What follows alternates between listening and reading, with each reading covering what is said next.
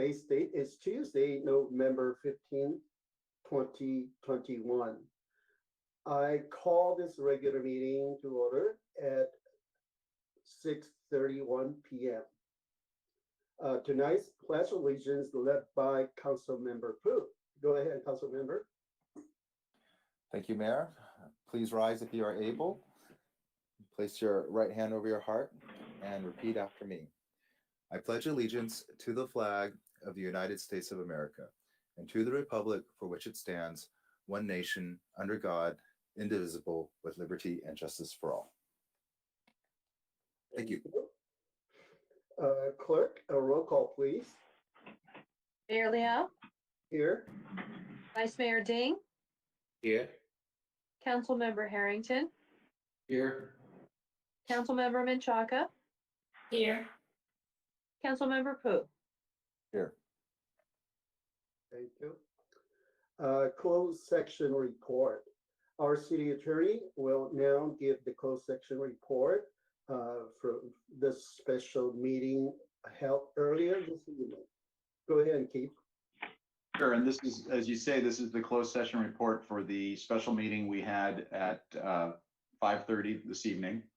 The City Council met in closed session to discuss an item identified as conference with labor negotiator regarding the following employee organizations: the San Gabriel Police Officers Association, the San Gabriel Police Management Group, the San Gabriel Firefighters Association, the San Gabriel Fire Management Group, and all unrepresented employees. The City Council received a report from the agency negotiators, but no reportable action took place. Mr. Mayor, that concludes the report. Thank you. Thank you. We will now have some announcements from our Chief City Clerk. Thank you, Mr. Mayor. Tonight's meeting is live streamed on Cable Channel 3 and our online platforms.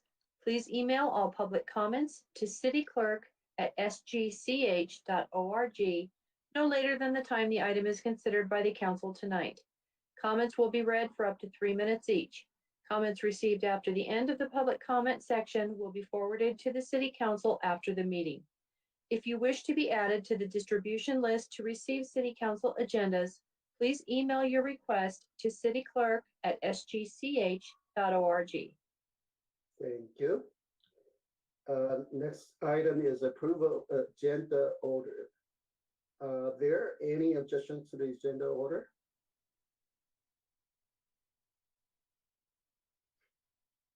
Okay, hearing none.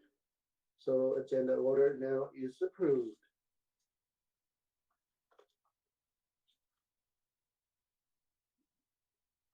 Next item, please. Presentation 2A, Proclamation for United Against Hate Week. Mayor Liao will make the presentation. The proclamation will be accepted by Rick Ng, Program Manager for Special Services for Groups Incorporated, a major Southern California headquartered health and human services organization, serving as one of the 4 coordinating entities of the LA versus Hate County campaign to assist communities of Los Angeles County to unite against, report, and resist hate.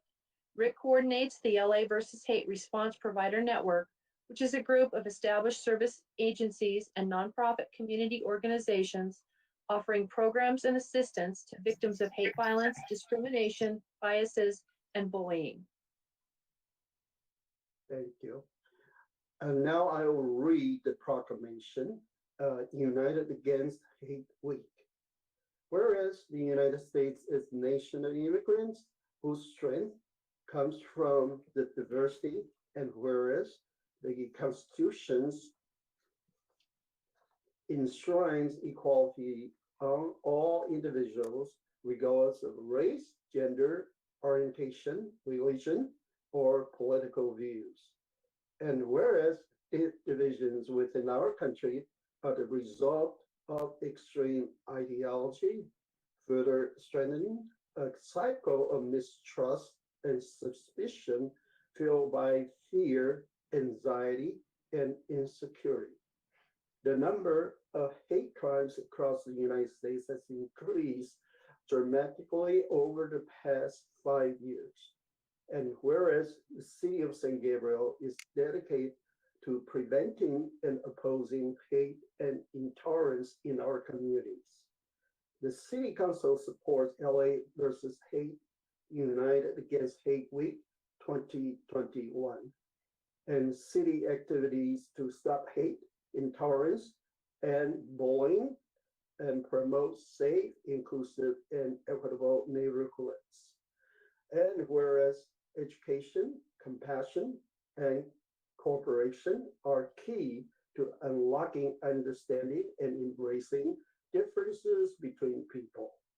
And whereas we seek to join other communities in California and cities across this county in this second annual LA versus Hate United Against Hate Week as an important step in bridging division and strengthening our communities. Now, therefore, I, Chen Liao, Mayor of the City of San Gabriel, California, on behalf of the City Council, Vice Mayor Tony Dean, Council Member John R. Hampton, Denise Menchaca, and Jason Poo, do hereby declare our emphatic support of LA versus Hate United Against Hate Week activities in our county, November 14th through 20th, 2021, and each and every day beyond. So dated November 16th, 2021, General Liao, the mayor. Thank you. And I know Rick Ying's gonna speak. Yeah, go ahead, Rick. Good evening, Mayor and members of the City Council. Just on behalf of the AYC Board of Directors, I just want to thank you all for this recognition and for the ongoing support of AYC through the years. As you know, we've been part of the city for over 2 decades. We're proud to call San Gabriel our home. We're proud to partner with the County of Los Angeles and to be part of the LA versus Hate and the United Against Hate Week Coalition. So thank you for your commitment to diversity and dedication to raising awareness, preventing and opposing hate in our communities, especially the anti-Asian hate, as many Asian Americans have faced this past year. Hate has no place in our community, and we just appreciate your efforts to prevent and oppose intolerance and to promote unity, and kindness. So thank you very much. Thank you, Rick. And I just want to add something because Rick also the former president of the CACA LA Lodge, and which is located in Chinatown, Los Angeles. And starting this week, every Tuesday night, we have a group of a patrol team from Chinatown, and they're going to patrol at our St. Gabriel Focus Square Plaza from 7 to 9 p.m. every Tuesday night. So we're very grateful because, again, we work together with different cities and make sure to keep our community safe. So thank you for your great work. Next one. Mayor, I'm sorry. This is Councilwoman Denise Menchaca. I think there's been some confusion. There's 2 Ricks today, but there's actually a Ricky Choi who just spoke on behalf of AYC. Then there's Rick, My apologies. who hasn't spoken yet, who's from LA County. So there's 2 of them. Plus there's the director, AYC's director, Michelle Frederich. I'm sorry, I don't always pronounce your name correctly. Maybe she would like to speak too. No. Councilwoman Menchaca. This is the first proclamation, and we also prepare a certificate of appreciation for Asian Youth Center. The first Rick is representing LA County. Now, next one, Rick Choi is representing Asian Youth Center, and of course, the CEO Michelle Frederich is here. And the reason we're want to thank them because we're working with Asian Youth Center because LA County prepared thousands of flyers. It's just Asian hate flyers, and they asked us to distribute to all our businesses in the city of San Gabriel. And I thought, well, yeah, through our economic developments, they can email to all the businesses and ask them if they want a poster and place in their restaurants or businesses. They can call Asian Youth Center to get a poster. Actually, Asian Youth Center will be very happy to deliver a poster to them. Okay, so that's Mayor, I'm sorry, again, Ricky Choi, he spoke first. Rick Ying has not spoken. It was Ricky who spoke first. Maybe someone could help me out, Michelle or Ricky. Ricky Choi spoke? No? Yeah, it was Ricky Choi who spoke. It wasn't Rick Ying. Oh, okay. I thought it was the CACA. Ricky was talking about his grandfather. I know it's confusing.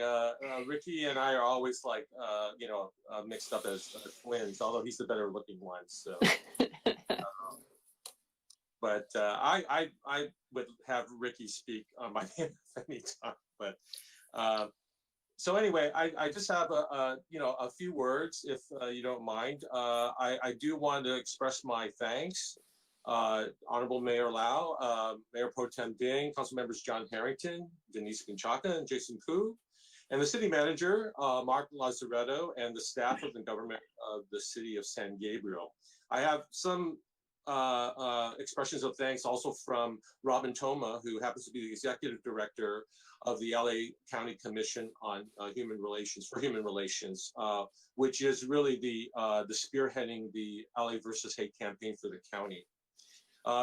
We were launched 3 years ago. LA versus Hate is the LA County's community-based and arts-centered initiative. It's really designed to help our diverse neighborhoods of 88 incorporated cities and numerous neighborhoods to unite against, resist, and report hate. Now, the campaign is under the direction of the commission, but there are 3 other coordinating entities like 211 LA, Task Force PR, and Special Service for Groups, which I represent. The idea for United Against Hate Week, which had begun officially yesterday, was really in San Francisco, where the sort of like East Bay community of Berkeley and Oakland and some of the neighborhood communities were just swarmed by white supremacists and their allies. And there was a lot of like clashes going on. But with a simple poster concept, the community activists responded with rallies, vigils, town halls, art happenings, workshops, and protests. So we borrowed that idea, and we had our first LA versus United Against Hate Week last year.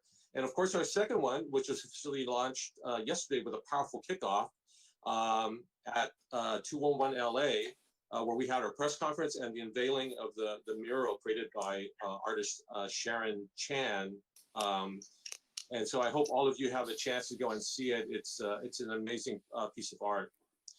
I just really want to say that, if there was a way I can kind of sum up what has happened in the past year, beginning of the summer with the COVID-19 spike to where we are presently with combating hate, it would likely be that saying 99% of success is just showing up.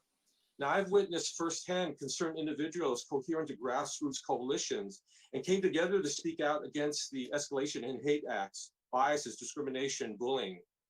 The chorus was joined by and aided with the support of community organizations and civic bodies.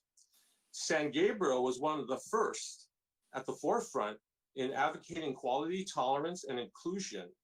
Now, I can name numerous examples, but the one that really comes to mind is the city launching the first Human Equity, Access and Relations, or HERE Commission in the San Gabriel Valley. And it's a model that LA versus Hate has actually worked with other cities who want to emulate what you guys have done. I worked with an art teacher of Gabriel High School, Ms. Hopper, with her advanced graphic design students. They created posters with really powerful textual statements and visual expressions against hate. And these posters were publicly exhibited at the Mission District during the unveiling ceremony of the HERE Commission. This year, on March 26th, I walked with many supporters from San Gabriel's Mission District to Alhambra City Hall to show the solidarity and the outrage over the shocking shooting deaths of 6 Asian American Pacific Islander women, among them in Atlanta earlier this month. We worked with the all-volunteer organization, Compassion in SCV, which are offering chaperone services and making public streets and making public spaces and streets safe for the city's elderly. I can name numerous other events that have taken place in San Gabriel. I'm sure I'm forgetting some of them, but I just remember right now, Block the Hate at the Vincent Lugo Park this past May. See, this is the power of the critical mass, especially when its cause is worth our engagement. So I just wanted to say thank you very much to the City of San Gabriel, the civic and community leaders for your support, your leadership, and your commitment to keeping San Gabriel hate-free, but also in providing an inspiring model to your neighboring communities throughout the county. So thank you again for the proclamation. Thank you, Rick. Make sure the right Rick is Rick in. Thank you, and for your great works regarding this hate crime thing. We do appreciate. Well, next one comes to the Certificate of Appreciation for Asian Youth Center. Okay, I will read this certificate. The mayor and the city council of the city of San Gabriel wish to extend their sincere appreciation to you for your partnership with Los Angeles County in LA versus Hate campaign for United Against Hate Week.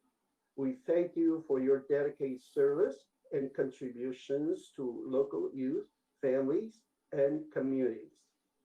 Presented this 16 days of November 2021. Chin Ho Liao Mayor, Tony Ding Vice Mayor, John R. Harrington Council Member, Denise Michaka Council Member, Jason Pu Council Member. Now it's time for our CEO from Asian Youth Center, Michelle French. Can you say a few words? Sure. Thank you so much. Mayor Liao and all of the city council people, we deeply appreciate your support and your recognition. We really felt the call to action as incidences of hate took place in the San Gabriel Valley in early 2021.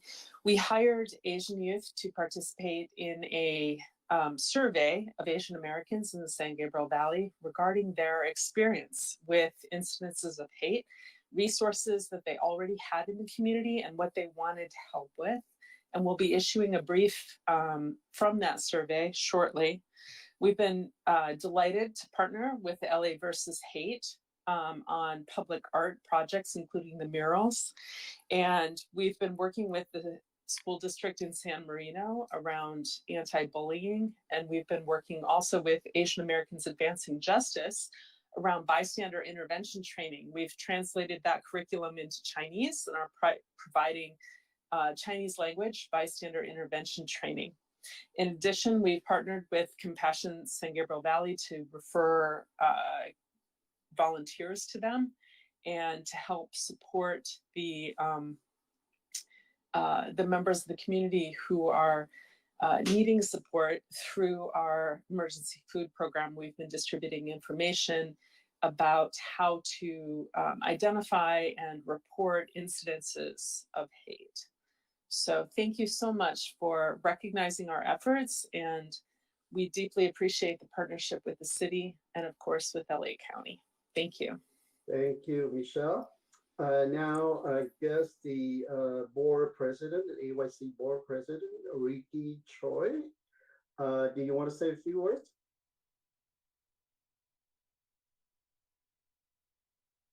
My apologies, Mayor. I think I misspoke earlier, so I think yeah, our executive director graciously accepts the certificate of appreciation on our behalf. Thank you. Thank you. Thank you so much, Ricky. Next item, please. LA Metro Public Safety Advisory Committee presentation. Police Chief Harris will make the presentation.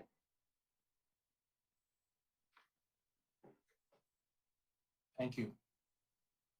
Mr. Mayor, Mr. Vice Mayor, members of the council, good evening. Today I appear as both the police chief for the city of San Gabriel and the president of the Los Angeles County Police Chiefs Association, commonly referred to as the LACPCA, where I represent the law enforcement interests of the 45 independent city police departments within Los Angeles County. The purpose of this presentation is to make you and other representatives of our communities, and in particular protectors of said communities, aware of information relevant to local and county governance. Recently, the Metro Board of Los Angeles County formed a task force called the Public Safety Advisory Committee, or PSAC for short, to look at ways to reallocate funding from the budget of the Los Angeles County Sheriff's Department Metro Bureau, with the stated purpose of removing uniform law enforcement presence from trains and buses in favor of non-law enforcement alternatives.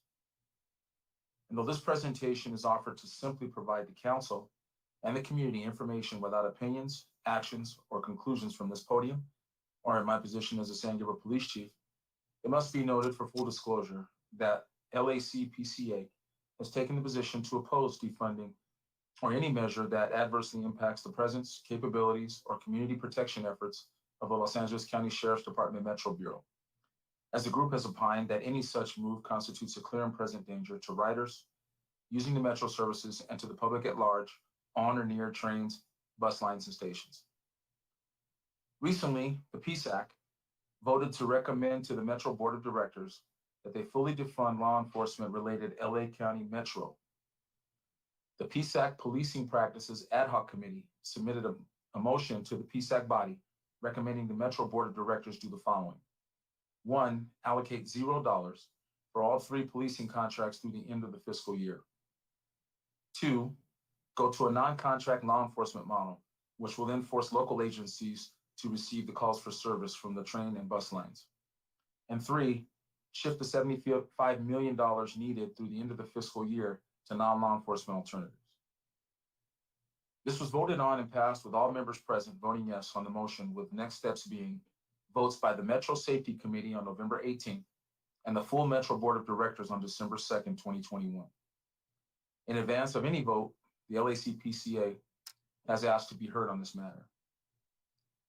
Here this evening, however, there is no recommended action for council. In my role as San Gabriel Police Chief, I am presenting this information to staff, elected officials, and community members to ensure all are informed in the spirit of due diligence, engagement, and transparency. Having said that, both public meetings can be accessed using the following. The public can view online or call in for the Thursday, November 18th, 9 a.m. meeting of the Operations, Safety, and Customer Experience Committee by going to boardagendas.metro.net or calling in using the number 888-251-2949 and entering the following access code. For English, 8231160, and for Spanish, 4544724. Unfortunately, these are the only 2 languages offered for this LA County application. You can also view the December 2nd meeting at 10 a.m. online using the same information and access codes, and also call in using the same dial-in number and access codes. You can also refer to the LA County Metro website for any additional information, and I urge everyone to do so. That concludes my presentation. Thank you. Thank you, Chief Harris. Mayor? I will, take questions from councils. Yes, thank you, Mayor. And thank you, Chief Harris, for the presentation. I just wanted to report to the council and the public that as chair of the San Gabriel Valley Council of Governments Transportation Committee, we held a special meeting earlier today and voted unanimously to oppose the recommendation of PSAC and instead to support what was the Metro staff's recommendation, which would be to maintain those public safety contracts and but also to revise it to allocate $1.6 million for mental health services, as well as other changes to the statement of work.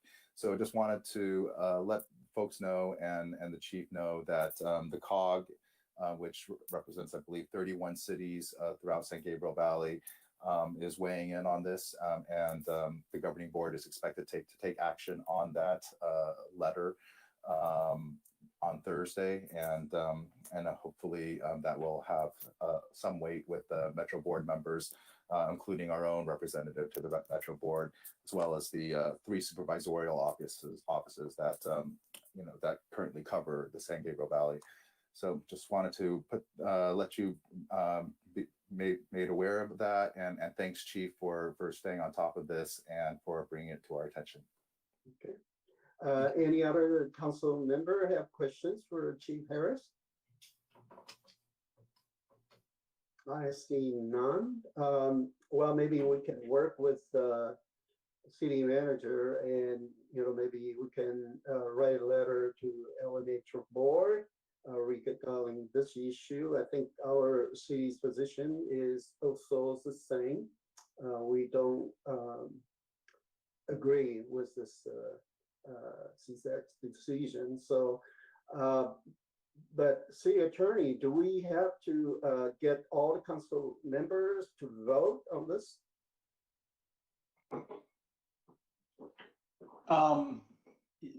You want to, no. If you're gonna, if the direction is for the city manager to take action and send a letter, if that's what you want, then that doesn't require a Brown Act notice. It's the city manager taking the action. He's just taking the temperature of the board. So if you give him 3 people give him a head nod, he can go ahead and do that under his own authority. Okay, I think that's good enough. But okay, well, more voices from the LA County, I think that's better.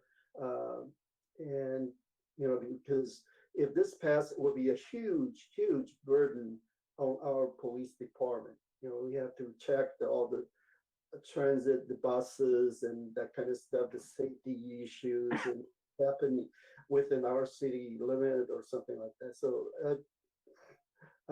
yeah, we agree we don't want this happen. So we can ask our city manager to draft the letter and send to LA Metro Board. Thank you so much. Mayor? Yes. Just one more thing. So the meeting is this Thursday, Chief? Is that what you said? Or no, did I misunderstand? What is taking place this Thursday? The first meeting is on the 18th, which is this Thursday. Okay. And the second meeting will be on December 2nd, which is also a Thursday.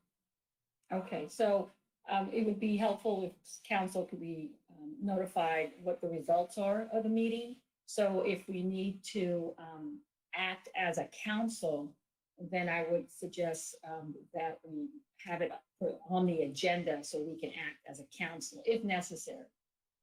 But I agree with the mayor. Let's have our city manager send a letter of support for now, and then we can kind of proceed from there. But if you can keep us posted, I would appreciate that. I will be at the meeting and I'll be able to report back. Great. Thank you, Chief. Thank you, Chief. Thank you. All right, next item, please. COVID-19 update. Presentations will be made by Fire Division Chief Ong and Police Chief Harris. Go ahead, Chief Ong. All right. Can everyone hear me?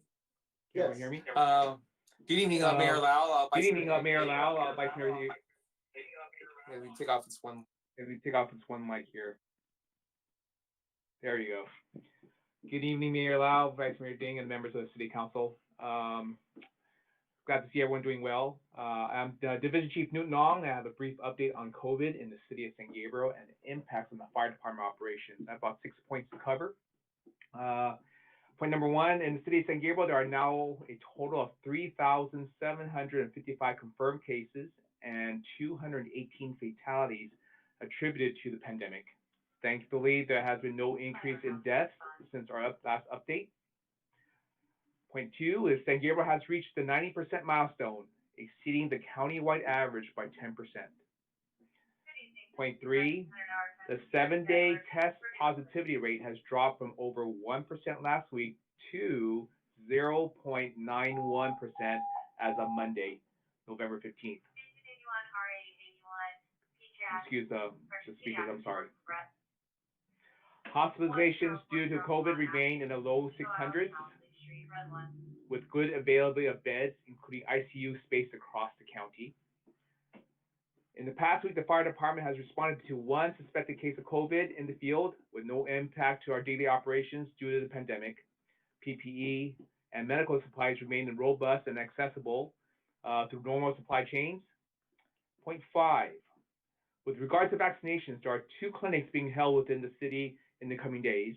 The first sponsored by the Asian Youth Center in LA County, and it will be held this Saturday, November 20th, from 10 a.m. to 2 p.m. at Smith Park. The first, second, and booster shots will be available at this clinic. On Monday, November 22nd, the Harold Christian Health Center will be giving first, second, and booster shots and youth vaccines at the Mission Playhouse Plaza during the hours of 9 a.m. to 3 p.m. Details regarding the clinics are available on the city website at sangablocity.org or by calling the Community Services Department at 626-308-2875. And the last point is 20 states across the country are reporting increasing infection rates, as are several European countries, perhaps indicating the beginning of a winter surge. Researchers at Johns Hopkins University, when asked about the possibility of returning to a lockdown-style strategy, are optimistic that the repeat of these austere measures are unlikely due to the fact that 66% of Americans have been vaccinated and that they are making the shift into living with the virus. As with the impacts of LA County, staff is monitoring the data and report back with any substantial changes to this information. End report. Thank you. I guess next one will be Police Chief Harris. Thank you, Mr. Mayor, Vice Mayor, members of the council. It's Gene Harris again, your friendly neighborhood police chief, here to give you the police department's version of a COVID update. And it is very, very brief. We are still operating at 100% capacity, providing 100% of our service delivery. Our PPE stores are very robust, strong. We're still operating under all of the rules that have been put forth by the county, state, and our local folks, making sure that we're out there managing and monitoring so we don't have a repeat of 2020. And we also encourage all the members of this community to make sure to give us a call if you have any questions with regard to our COVID responses and anything dealing with the police department. Once again, as we end this, we want to make sure we thank the members of the community who have been stellar in this community, going out and making sure that we abide by the rules, have voluntary compliance, and really put ourselves in a position to reopen in a very good way and impact the citizens of the residents of this community. So thank you, and that ends my report. Thank you, Chief Harris. Now comes to council's questions and discussion. Anyone? I see raised hand by Councilman Pu. Yes, thank you. Thanks, Chiefs, for the report. And my questions relate to, I just wanted to confirm the 90% vaccinated, I take it, Captain Ong, is that's for San Gabriel residents, is it of those who are eligible, and is it also fully vaccinated?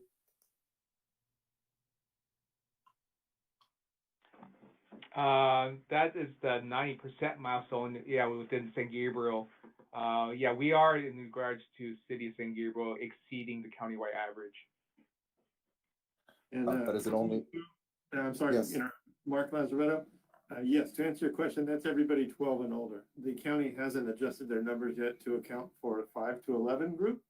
So our numbers will go down when they add those eventually to that data. So yes, 12 and up, 90% vaccination, fully vaccinated. Great, thank you. And secondly, I think I saw today that the state, the California Department of Public Health, has just made all Californians 18 and over eligible for booster shots, and that this is ahead of the federal CDC and FDA, who are expected to do so for Pfizer later this week, and then perhaps later for Moderna. So I wanted to ask what your latest information is. Is that true that all 18-year-olds and up, regardless of whether you're in a sort of a risky situation or, obviously not, or not, also not required to be 65 and older, are eligible for booster shots? I'll take that. If Chief Fong, unless you have that info. I could get some more information for you, unless Mark, you have more information. I do. Thank you, Chief. So the latest on that is exactly as you said, Councilman Pu. Anybody 18 and older in the state of California is eligible for a booster. You can go on the My Turn LA website and you can set appointments. And there are appointments for the clinics that Chief Ong mentioned in his update. You can make those appointments. And the state of California is using sort of a self-attestation way of going about this. So if you feel like you would benefit from a booster shot, that's all you need to do. So it's sort of a way of several states. I think there are several states that have moved towards that way of doing it. So short answer is yes. Anybody in the state who wants a booster shot is eligible. And LA County has opened that up through all of their public clinics as well. Thank you. Okay. All right. Any others have questions for Division Chief Ong and Police Chief Harris? Yeah, I just have a quick question, Chief Ong. Regarding those 2 days, one at the Smith Park and one at the Mission Playhouse, question comes up, do they provide Johnson & Johnson booster shot? Do you know? I can address that. I believe you're gonna have to go on the website. Oh, okay. Sorry, I think Rebecca has an answer for that. Yeah, I can answer that, Mayor Liao. This is Director Perez. They are not offering Johnson & Johnson. I know for sure Harold Christian Health Center on the 22nd is not offering Johnson & Johnson. However, someone who had the Johnson & Johnson shot is eligible to get a booster, either Pfizer or Moderna booster. Okay, thank you. So actually, yeah, besides those 2 days, several pharmacies in city of San Gabriel, like CVS and Lucky Pharmacy, they do provide booster shots every single day, and there's no appointments needed. Just walk in and takes about 20 minutes. And I understand Lucky Pharmacy, they do carry Johnson & Johnson. So, well, and they're very convenient right now. And I'm ready to take my booster shot at the AYC or the Smith Park. So I think it's good. 90%. I will almost achieve the herd immunity right now. So that's good news for St. Gabriel. Next item, please. Hi, Street Maria. pavement presentation. Maria? Okay. Yes. Just a quick question. So did you have any a side effect of this booster shot? And the question is also for the Captain Ong. So the people, I know the community people, they worry about the booster shot. It's a really side effect for them. They are worried about it. Yeah.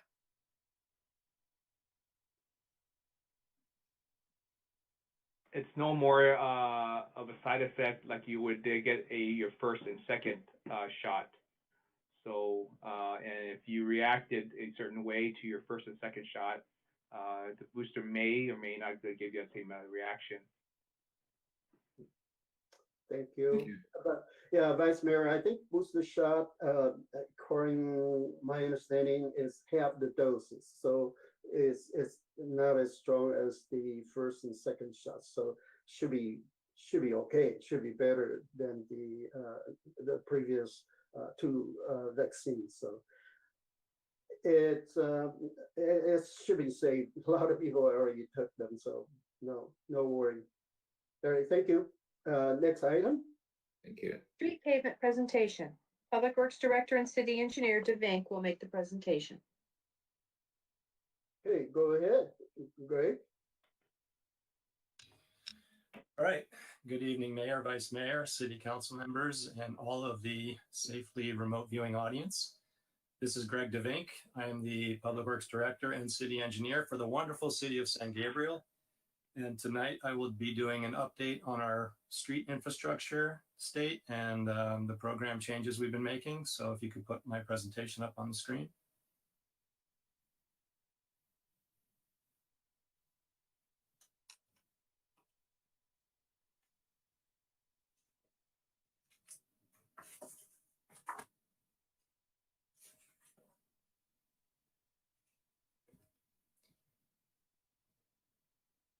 I guess while we're waiting for the presentation to show up, I'll start talking about it.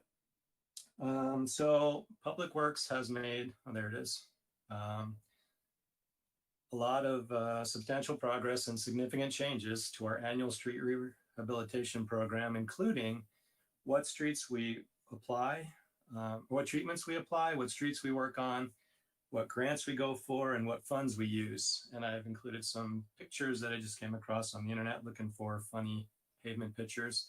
The bottom left, I like to think I wish it was that easy.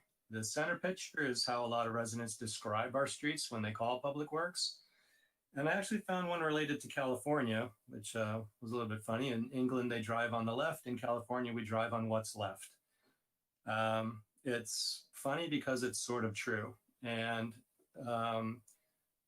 so in San Gabriel, I've been here almost 3 years now, and the streets were in fairly poor condition. A lot of the streets were very bad. Our program wasn't sufficient. So we can go to the next slide. And let's see.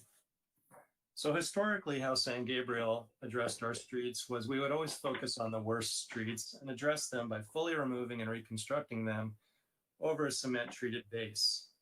In 2018, our project was $1 million and it did about 1 mile. In 2019, we did a 2-mile project for $2.3 million, which is just about 1.2 million per mile. This is the most expensive solution other than making concrete streets. And this is unsustainable because while we can only afford to address about 2 miles of streets each year, our other 74 miles of roads continue to degrade. So alternate solutions needed to be evaluated and adopted. Next slide, slide 4. So first we looked into treatments and we evaluated slurry seals, asphaltic rubber aggregate membranes, which has the abbreviation ARAM, which I've already done a presentation to council on. We looked at grind and overlays, remove and replace, base treatments, adding fiber reinforcement to the asphalt mix, conventional asphalt, rubberized asphalt, crack sealing, etc. We've employed all of these alternatives already and we're evaluating their effectiveness. And the rest of this slide is our very cost-effective 2020 ARAM and slurry project, which was divided into 2 separate projects for bidding purposes because one was funded by CDBG, the one on the right. There was $250,000 for that, which was a slurry project. And then we used a lot of our other regular grant funds for $1.2 million on the left. But in total, for about $1.5 million, we did, I think, about 12 miles of surface treatment to our medium condition streets we historically did not try to address. This is very cost effective. It costs less than 1/10 of restoring a bad street. What this did overall was provide a topping. The ARAM provides a pretty durable wearing surface, and the slurry just provides a thin kind of a crack seal treatment. And both processes make the streets look like new. They're not as good as new streets, but what this does is buy us time. The ARAM process should add at least 15 years of life to a medium street, keeping it kind of medium for 15 years. Since those have been put on pause to degrade to much more expensive repairs, we can address the bigger problems for a while and slow down the medium streets from becoming the very expensive streets to repair. Next slide.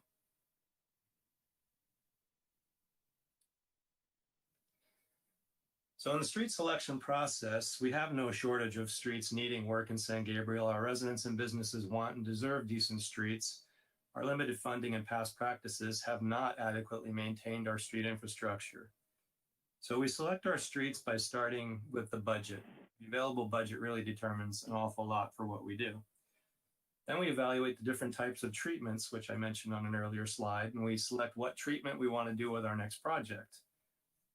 We find streets that are appropriate for the selected treatment based on their PCI, which is Pavement Condition Index. Then we try to cluster streets because that's a little more efficient for contractors to traverse the city and do the repairs. It's not a big deal in San Gabriel because we are a very small, compact city, but sprawling cities, it's a much bigger deal. There's also a general attempt to distribute the improvements throughout the city, not just concentrate everything in one place, but kind of share the love all over.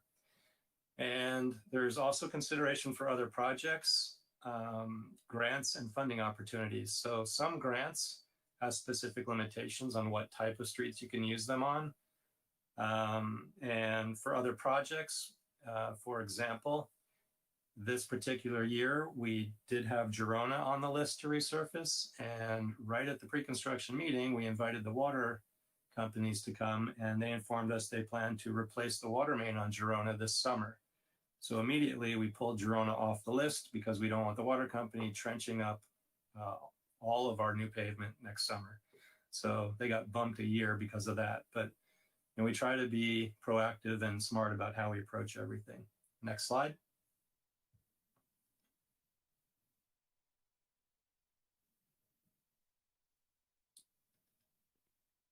So then we look at our funding. So we have a lot of funds we commonly use every year. And historically, we've done our full remove and replacement with these, as well as we did our ARAM and slurry seal project with these. But gas tax, community development block grant, CDBG, traffic congestion and road maintenance, which is SB1, Prop C, Measure R, Measure M, and the waste management fee. New for this year, we applied for a Cal Recycle grant to incorporate rubber into the asphalt, which actually what they do is they take used car tires and they shred them into crumb rubber, and they add that in the batch plants that make the asphalt. It does cost more, and the grant is used to pay for that. So we got that grant for this year. We've never had it before, I don't think. And we also incorporated $300,000 into this paving project from the sewer fund. And the reason for that is, as we pave streets, inevitably we pave over manholes, and sometimes you want to replace manholes. The manholes have to be adjusted to grade.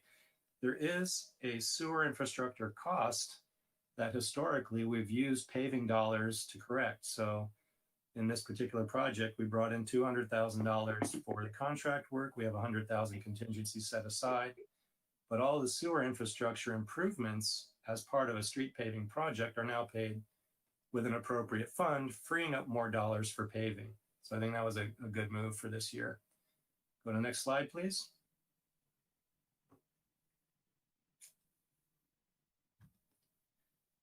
So what's actually happening? So in the years I've been here, when I got here, the 2018 PCI study, which is Pavement Condition Index, was already done. And what we did since that project was done in 2018, I mentioned earlier, we did 1 mile for $1 million, and the blue lines indicate where that work happened. In 2019, we did $2.3 million for 2 miles. And again, the map indicates where we worked. And those are both full remove and replacement projects.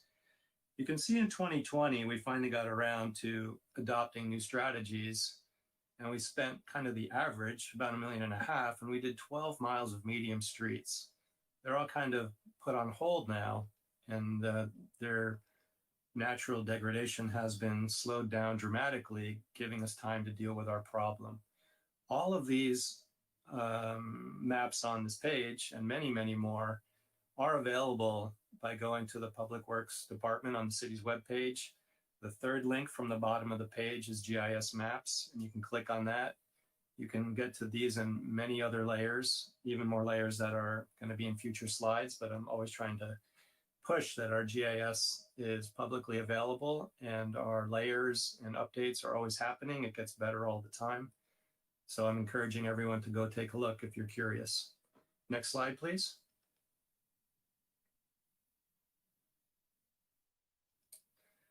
So more of what's happening, and this is a great slide. This is our current project. So if you've been driving around the city, you have likely noticed a lot of construction going on in the last few months.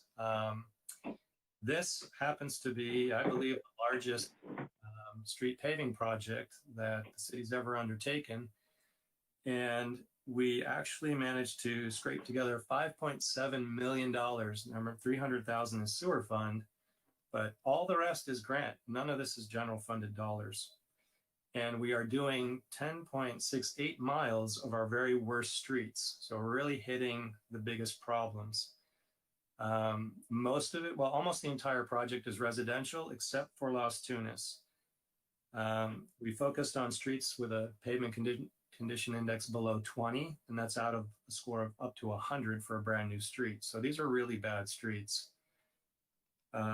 On Las Tunas, we're going all the way from the Alhambra city limit to South Pine Street, which is just one block west of San Gabriel Boulevard, because from that point onward, it was recently repaved.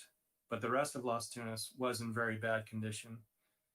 And now that's actually done. It's got its new pavement. It rides really smooth and quiet and looks nice. They will still be adjusting manholes and doing a second coat of striping and painting on the crosswalks. There's finish work to happen, but the heavy disruptive work of paving is done. Ahead of all that work on Las Tunas, city crews went out there and installed a 4-inch conduit for that whole length along the south gutter. We still have to do the work under the sidewalk, but on that entire length of 7,000 feet, there's a 4-inch pipe in the ground. And we did that proactively dealing with our desires to expand our fiber optic network around the city. Council in a prior meeting approved a fairly small amount, ballpark of $50,000, to purchase all the materials for that work. And we did it with in-house labor. It would be well beyond $500,000 to hire a contractor to do it later. So again, we try to do what we can in-house with our very talented crews, and we got ahead of the pavement, working intelligently to not dig up the street after we pave it. Next slide, please.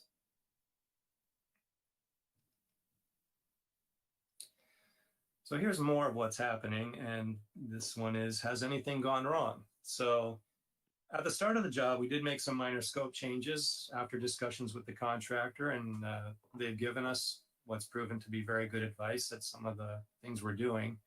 And they weren't very big deal changes, but there was a very large change as we started hitting up these bad streets. What our project is actually doing is grinding down at the gutter 4 inches, and we taper that to 0 inches 7 feet away from the gutter. 7 feet was selected because that's the width of the giant milling machines, and it's the most efficient width we can do because they only have to make one pass to achieve that. The thought process there is these crumbled up streets, we can actually save money by not hauling them all away and bringing in more material, but we can actually use them as a base and just pave a new street over them. And it's also going to help to have the rubberized asphalt because that adds tensile strength and flexibility to the asphalt, which should help mitigate cracks from propagating through. Essentially, you are getting a brand new street, a nice 4-inch street, and it mostly is over the existing old road, which we're just abandoning and considering it base. But what actually happened, and you can see in these photos, is when we started grinding down 4 inches, it turns out just about every single one of these streets was about 2 inches to 1.5 inches thick over dirt. The center picture is of my iPhone 7 Plus, and it's for scale, and that is on Roses Avenue or Roses Road, and that's a 4-inch grind where they started, and you can see that about 2, possibly even 1.5 inches is asphalt, and the rest is dirt. The picture on the right is looking down at edge grinding near an intersection. So we do edge grinding for the whole block, but at intersections, we dive down the entire street so we don't have an abrupt change at the intersection. And you can see that most of that 7-foot grind went through the road to dirt. Next slide, please.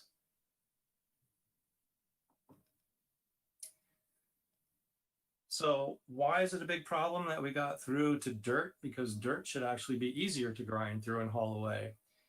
The problem is that All-American bid the job, which is a normal thing for them to do, presuming our streets wouldn't be 2 inches thick and they would be trucking away clean grindings from the road. when they truck away clean grindings, they actually get paid because those clean grindings can be reused for other products that they can sell.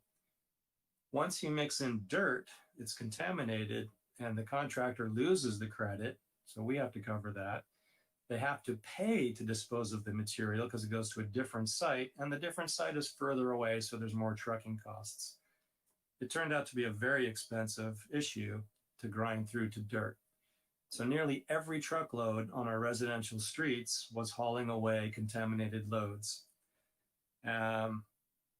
So in doing that, we'll go to the last paragraph. On their productive days when they were really making good progress on our residential streets, this added cost was hitting past $50,000 every day, which is stressful. It burns through our contingency pretty quickly.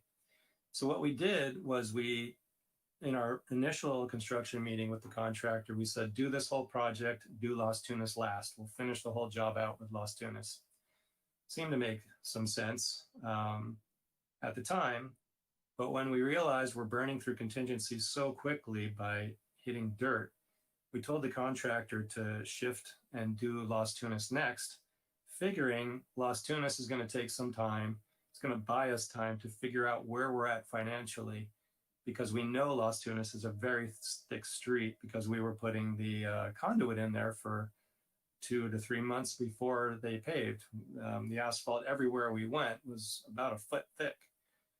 So we knew we wouldn't hit dirt. We knew it wouldn't be a problem. So they started grinding up Las Tunas, and we thought we were safe. We could figure out how much things cost.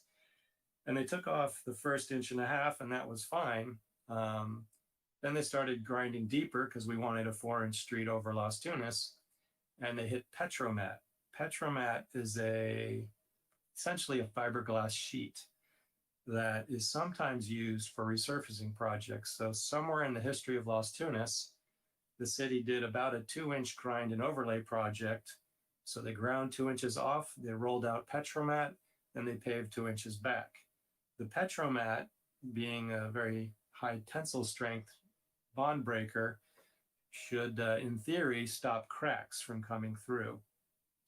I don't know how long it actually lasted. I don't know when that was actually done, but Las Tunas obviously cracked up and was in very poor condition, needing to be repaved. But once they ground into the Petromat, it became a different issue. They still couldn't use it for recycling because it was a contaminated material, and we had the same problem. So that didn't actually buy us much time, and we did change a little bit of how we treated Las Tunas, but we were still in trouble financially with this project. And we'll go to the next slide. So we looked at the remaining streets when we realized we're going to run out of money. It's the thing to do in a street project is, unfortunately, you start cutting streets to save money and stay within the budget that council has adopted. So the remaining streets at the time were all above Las Tunas and west of Del Mar. So that section was the last to be paved after Las Tunas. And so we looked into what may have to be cut in order to get the job done with our allocated grant money. So in doing that, we looked at clusters and costs, and we presumed they would be thin streets because they are in terrible condition, and a lot of the loads would be contaminated and more expensive to deal with, which is actually proving to be true. So in clustering the streets, at the very end, the last streets to be kind of put on hold till we figure out where we're at is the little cluster kind of in the middle of that grouping, which includes Adeland, Rosemont, Milton, a little piece of West Leslie, and Gurdon. Those are all streets touching each other. It's that kind of weird shape in the middle of all the streets. And really, it's just based on cost and condition.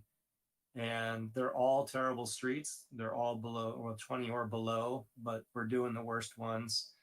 And just a bit of interesting trivia is Sycamore. As Sycamore rounds that bend, it is, in the PCI study, the very lowest street in the entire city. Its score out of 100 is 2. So we kind of, had to make this decision of what to do. So where we're at right now is the contractor is doing Franklin, Sycamore, and Dwayne today and tomorrow, and I think the next day. They've done Segovia and Daroca. They finished that today. And they are unfortunately having to leave town. They're taking a break on us for the very odd reason that we didn't predict, but their batch plant where they get asphalt from is limited in how much fuel they're allowed to consume by the Air Quality Management District. And their annual allotment of fuel is ending this week. They think after this week, they won't be allowed to produce asphalt till January. So the contractor's taken a break and has promised to come back and do what we can afford to do, but there'll be a bit of a break, which actually gives us a little bit of help and time to figure out where we're at. So I've made fairly elaborate Excel spreadsheets and put dollars to every street, and based on an assumption of them being contaminated fill. And it's very close. We are really close to being able to afford to do all the streets that are shown on this map. I don't know 100%. The allowance right now is, if I plug in my numbers, there's about 100,000 left. In dealing with these projects, 100,000 is not anything to be comfortable about. That's a block without contamination. So, I'm trying to be very cautious. I really want to get them all done. I just can't promise we can make it based on the dollars. If there's any streets that are needing to be cut just to stay within budget, they will certainly be a very high priority in next year's program, as well as Girona, which unfortunately was cut because of planning from the water company. Next slide, please. So the result of all that we're doing is really the PCI says a lot, the condition index. So the pavement condition index is a study that we have to do every 3 years in order to qualify for Prop C funding. And Prop C funding is a grant we get that gets applied to transit routes. So it's on our largest commercial corridors. And to highlight the value of Prop C funding is it is really funding our Las Tunas paving this year. They're paying for $881,000 of Las Tunas. So that's when I mentioned earlier, we evaluate grants and what they can fund. It can't be used on our residential roads. So Las Tunas is getting done because we do this PCI study every 3 years.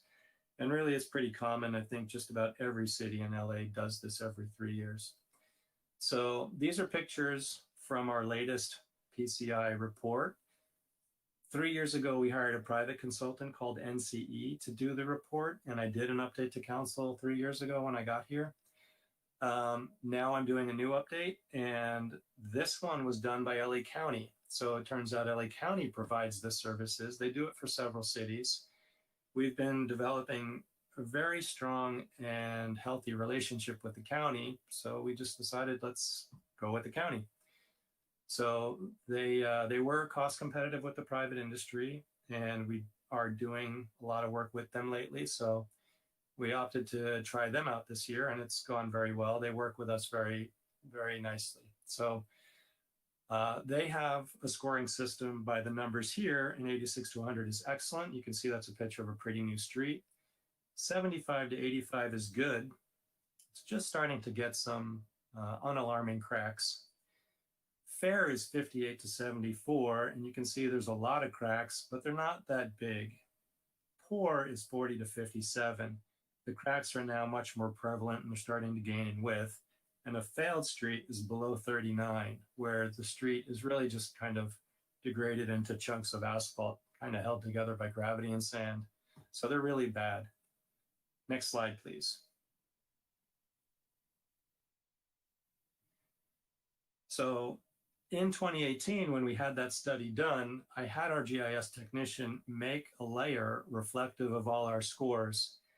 And when we did it, we scored it based on 20 increments. So 0 to 20 is red, really bad. 21 to 40 is orange. Then the medium streets are yellow. The pretty good streets are light green, and the really good streets are dark green.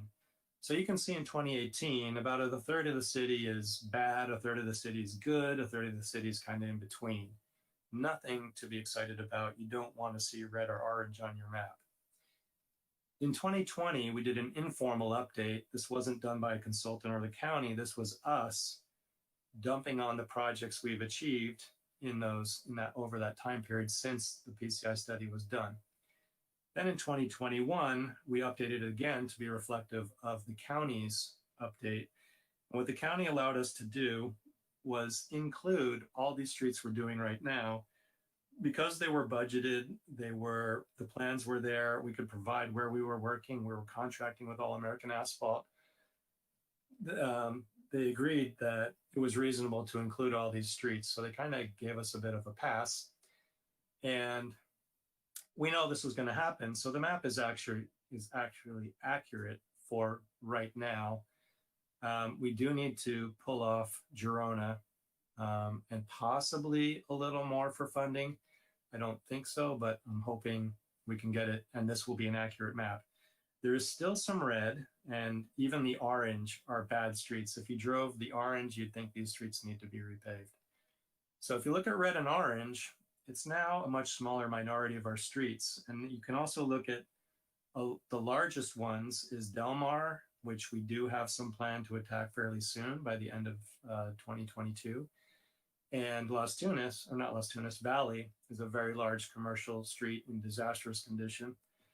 But there's still residential roads to hit. But then if you look at the remainder of the red, an awful lot of it is alleys. Alleys in San Gabriel are terrible. They definitely need attention. But unfortunately, we just don't consider them as important as a street. They are important, but streets are going to get priority over an alley. But we will hit them up as we make a lot of progress with the city. So you can actually graphically see progress in these slides. And again, these are on our Public Works GIS map. You can turn them on and off and see them change. Next slide, please. So what is the result of all the work we've been doing? Hit the next arrow. 3 years ago, our score was a 59, nothing to be excited about. It's a failing grade. Hit the arrow. And right now, our new score is 82. This is almost miraculous that we can make such an improvement. And it does include the paving we're doing right now, which is great. So hit the next arrow. So how did we actually make such progress in our streets? We changed our program to utilize cost-effective preservation and restoration treatments.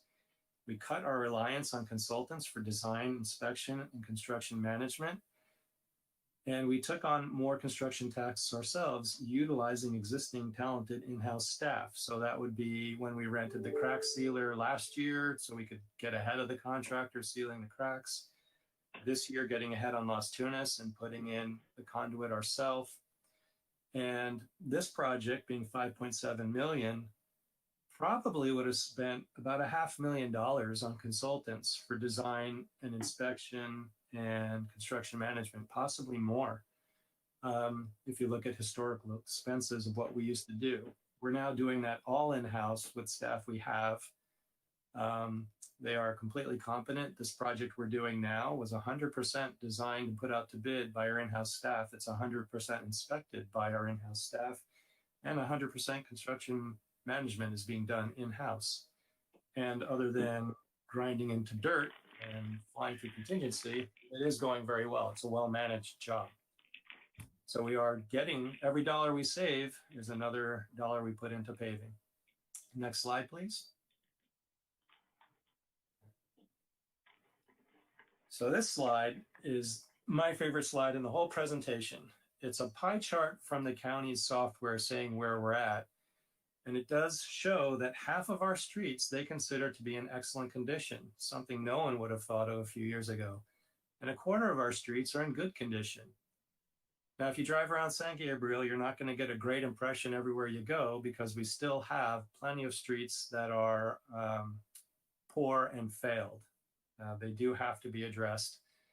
And I do believe this street does include alleys. It's done by surface area, so that 16 million total area on the bottom includes alleys. But we're making an awful lot of progress. And the fun part of this is to compare how we're doing now to our neighboring cities. So I had someone over here look up our neighboring cities for what their most recent PCI scores are. 3 years ago, we were down at the bottom with the worst of the cities around us. Now we're better than all the cities around us. So keep in mind, we're in 82, and you look at Alhambra 77, Monterey Park 66, Rosemead 76, Temple City 58, San Marino 70, and El Monte 59. So this is really wonderful news for the city. And I know that pavement condition is an enormous priority for our residents and businesses. And this slide really does demonstrate very significant progress. We've implemented and are achieving a very successful program. Next slide, please. So what's next now that we have an 82 score? In recent years, San Gabriel's been spending in the low 2 millions per year.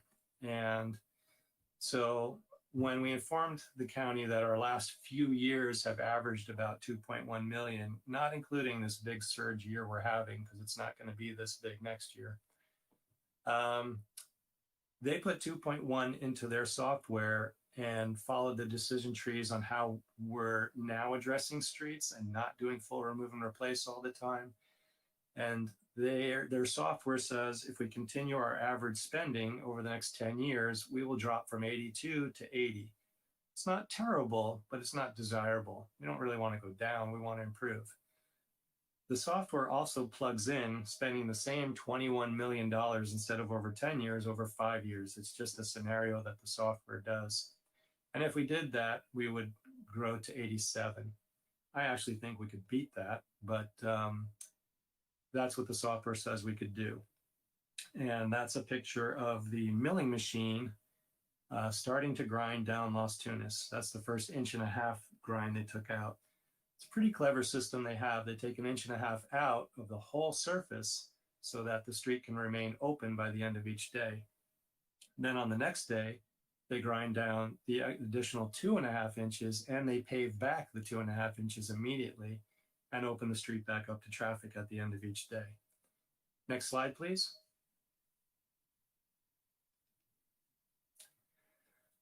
So a lot more streets and alleys are still in poor condition. Residents and businesses continue to request improvements to their streets and alleys. We're going right back to the planning the next annual project. So we'll evaluate the grants we can get. We'll select the restoration process we want to use. We'll locate appropriate streets for that process. We'll evaluate their costs and see how much we can afford to put out to bid next year. If there's streets that had to be deleted this year, we're going to prioritize those. And we did put this project out with 5 streets that were advertised as alternate streets. If we had extra money at the end of the streets, at the end of the project, we would award some of those. And the thinking there was they were competitively bid as part of this larger project. We did get the same unit price on them. It would have been great to add some more streets. That would have been really exciting, but grinding into dirt kind of ruined all that. But everything starts with the budget. Next slide.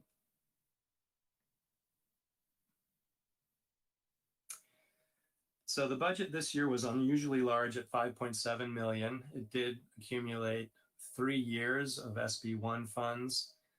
And we added 300,000 from the sewer. So next year, not so much. In the adopted budget, our next year CIP budget is 1.5 million. We do plan to add about 350,000 from saving up 2 years of CDBG accumulation. And with the CDBG money, we plan to go down towards the some of the lower streets in the city, down at the, oops, wrong slide, down towards, here we are.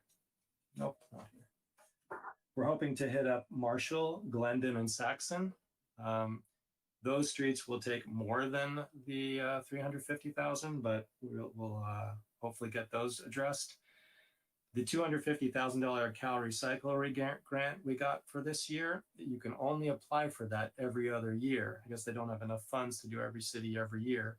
So that's off the table for next year. And there are still no general funds allocated for street paving, which that will be up to the discretion of council. But next year at the moment is about 1.85 million.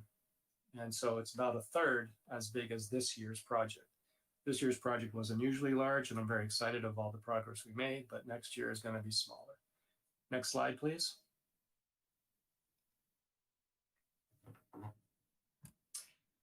So here's also what's next. So after years of delay, the Curio Hotel,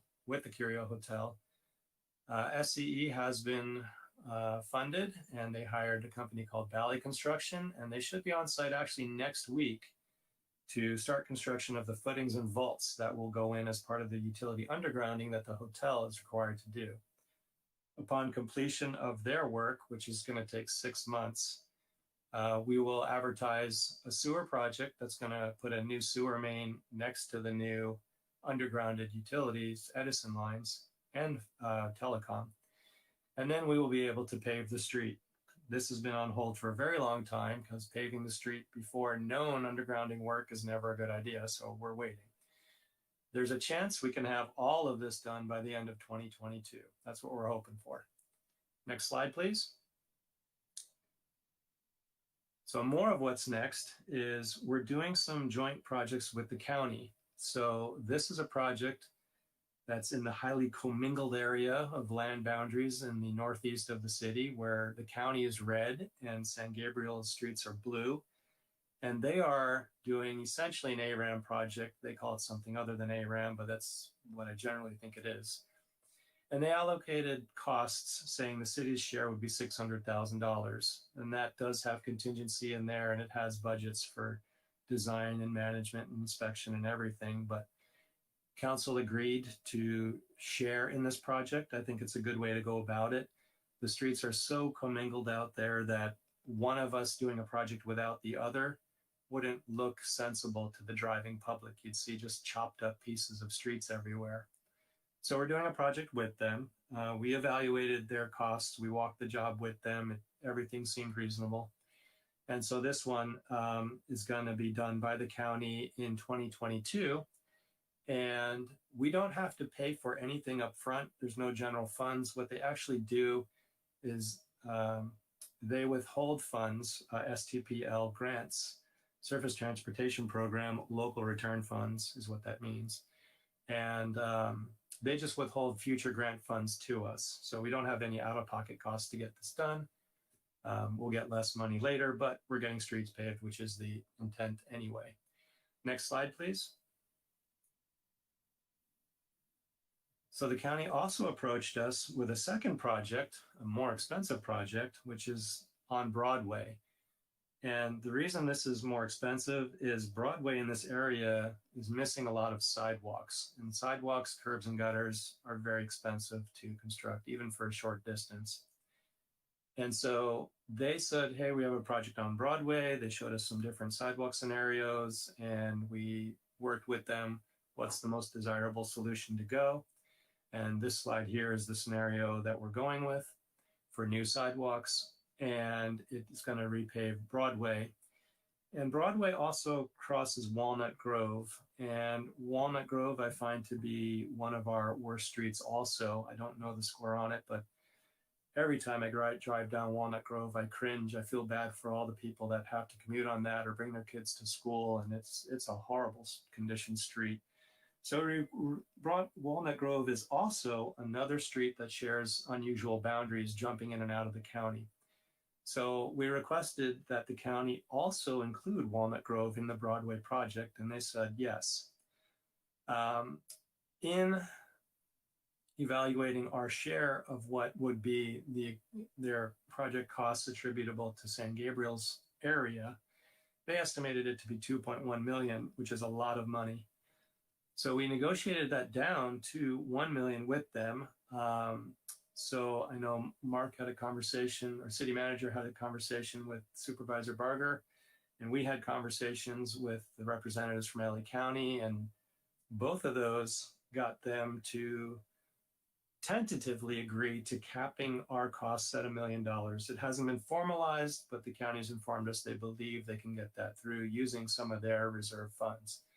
So just for asking and negotiating, we may have knocked off $1.1 million on the estimate, which is excellent. It's money we will get later. Again, this is going to withhold future funds. We don't have to pay for anything out of our pocket to get this done. And Broadway needs sidewalks and certainly paving, but Walnut Grove will be addressed. And this is a 2023 project. Next slide, please.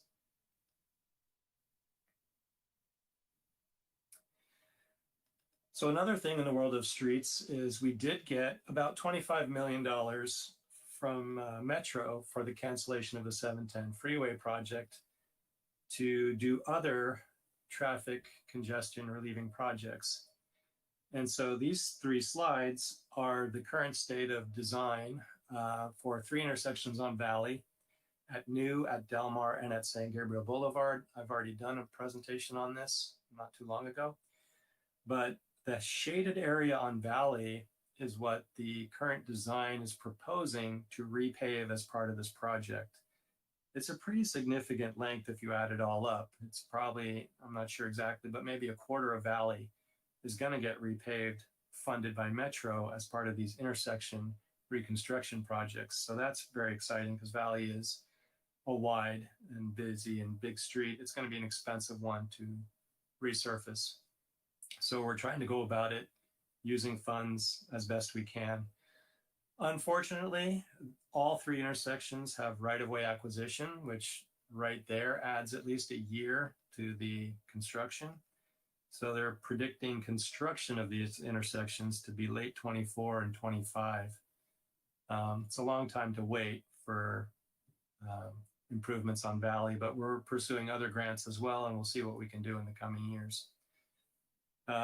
They've also funded a fiber optic network on Valley and San Gabriel Boulevard, and that is 90% done with design. So that actually should probably hit construction in 2022.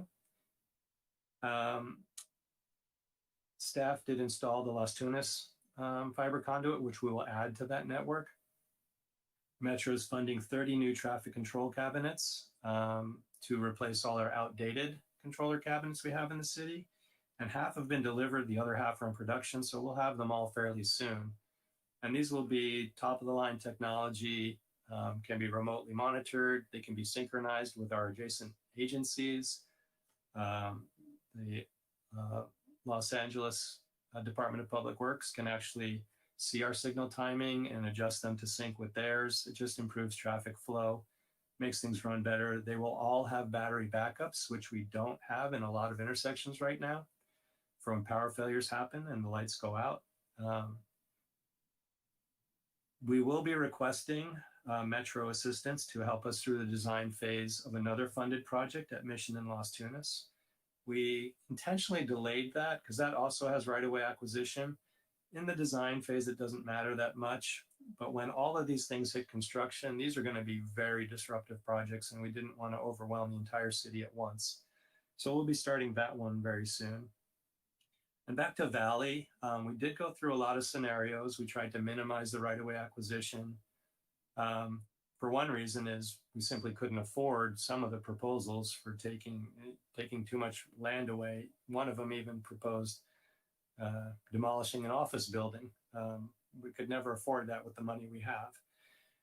But also bike lanes were even evaluated. And the only thing that really fits that still improves traffic flow is shared bike lanes. Dedicated bike lanes could only be accommodated if the curbs were moved way back towards the buildings, and they would be minimal with ADA right-of-ways or access paths on sidewalks, which we don't want.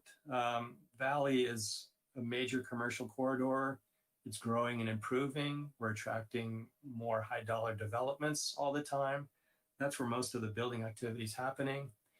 And to have massive developments and really tiny residential with sidewalks didn't make any sense. So next slide, please. And we've reached the finish line. So I have three pictures here. One is a typical street before we are resurfacing at a residential street with a driveway. The middle picture is the milling machine, and that is on Country Club with the golf course across the street. Country Club, actually, our own city staff went out there with a tractor and took all the dirt off the road that has washed onto the road over the years, where you could almost not tell where the road ended. And in doing that, we probably discovered about 3-ish more feet of our street right-of-way was just buried under a slope of dirt. So now it's paved and we've got our street back. And on the bottom right is, I'm not sure what street that is. It's clearly a street looking north at the mountains. It's around Euclid, maybe, but it's one of those north-south streets in that neighborhood. And that's a freshly paved street. It does have a layer of stone dust on it, so the rubberized asphalt is stickier than normal asphalt. So anytime it's freshly paved, a truck sprays a layer of stone dust, which is essentially sand. But what that does is it makes it drivable right away, so cars won't actually pull up the sticky tar or track it as far as when they drive around. And that is the end of my presentation, and I'll take any comments or questions. Thank you. Thank you, Greg, for your amazing works. Wow, this is very impressive. Any council questions? Yes, I see raised hand by Councilwoman Micheka. Go ahead. Thank you. Well, Greg, you're like a magician when it comes to the roads. It is amazing what you've accomplished really in a short period of time. And, others might have ran because I know this was a constant issue in every survey that was taken, and so many different public comments, or I know I get emails all the time regarding the roads. So I just want to applaud your efforts. You've been strategic, you've been resourceful. I just can't say enough. So thank you. Thank you so much for everything you do and you continue to do. Because I know now the issue is everybody wants their street paved, and it just can't happen because of the reasons you outlined. But I know you're doing everything you can to get as many streets and whatever the roadblocks are, and no pun intended here, I guess, you seem to go right through them and you find ways. So thank you for that. I really appreciate it. I just wanted to ask, with the recent infrastructure bill, do you know how much will be allocated to us or how much we're eligible for? I know it's still early, but I have some high hopes that could help fill the gaps, increase the funding. So next year we can have another, 12 miles or whatever that number may be. Do you have any information yet? I do not. I can't answer that with any confidence. I think information is still not out there to really know what our share will be. I think we're still trying to figure out CARES Act, but infrastructure is next. That might be an update I could do later, or possibly the finance director could get some information later, but I don't have an answer to that right now. Okay, well, that's the only other place I can think of for funding, because for streets, I mean, typically there's not really grants that you can apply for. I mean, you were, again, very resourceful and kind of cobbled together, again, no pun intended, cobbled together all these grants. Whether it was for the sewer or every other year, the Cal Recycle grant. But yeah, if you can keep us posted, because although the original amounts were not passed, I mean, it's still a substantial amount, and it's very focused on roads and bridges, which bridges we don't really have. But I would like to get an update so that information, the criteria, comes down to the local level. So again, thank you so much, Greg. Much appreciated. Thank you. And I think raised hand by Councilman Poole. Go ahead. Thank you, Mayor, and thank you, Greg. This is really amazing news. I mean, we can all see that there's a dramatic improvement in a lot of our streets, but a PCI of 82, I think that was like even beyond our wildest dreams. And even even better that we can now, we can say that's even better than our neighboring cities, because our joke was that when you're home when your car starts to shake, and there's maybe still some areas where we can still apply that joke, but we can start pulling ourselves out of that now. I wanted to ask the question. So great job. I mean, I can't believe that really, in just 3 short years, we've gone. I think at one point below PCI that in 2015 that I saw was like 49. So to go from like 49 to 82 in just a few years is really remarkable. You mentioned that if we spent 21 million over 5 years, we could reach a PCI of 87. But then if we spent 2.1 million per year over the next 10 years, then our PCI would go down slightly to 80. So my question is, do you have a number of what we would need to spend to simply just maintain the PCI that we have now of 82?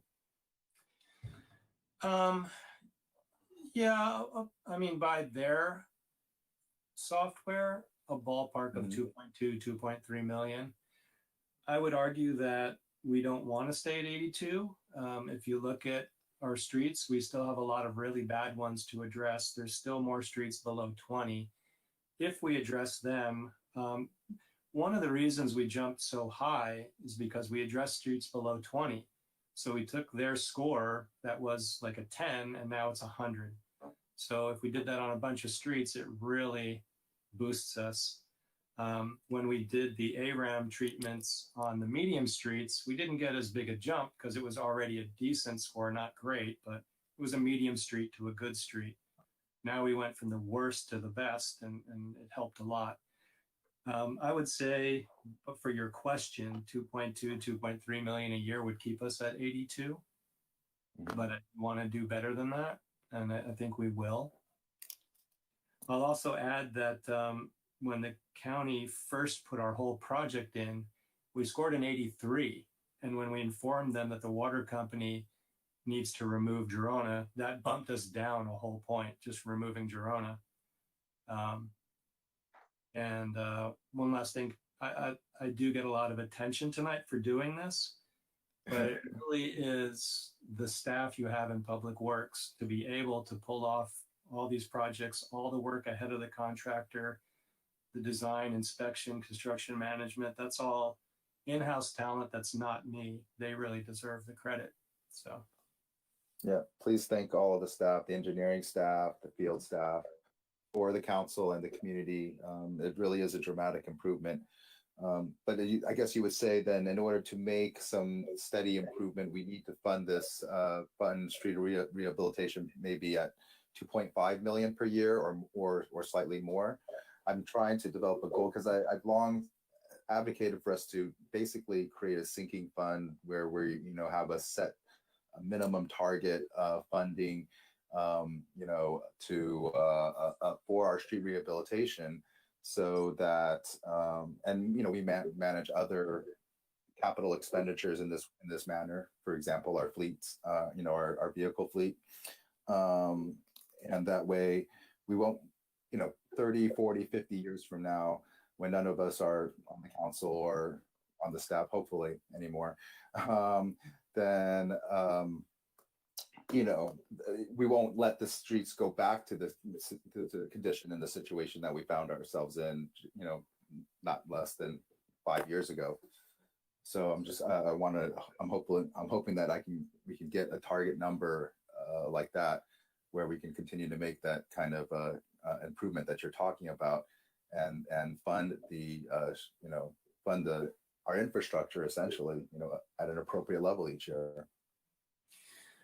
Okay, well, I mean, for next year, we tentatively have about 1.8 million of grant money available, no general fund. The year after, we'll get that recycled rubber grant again, I hope.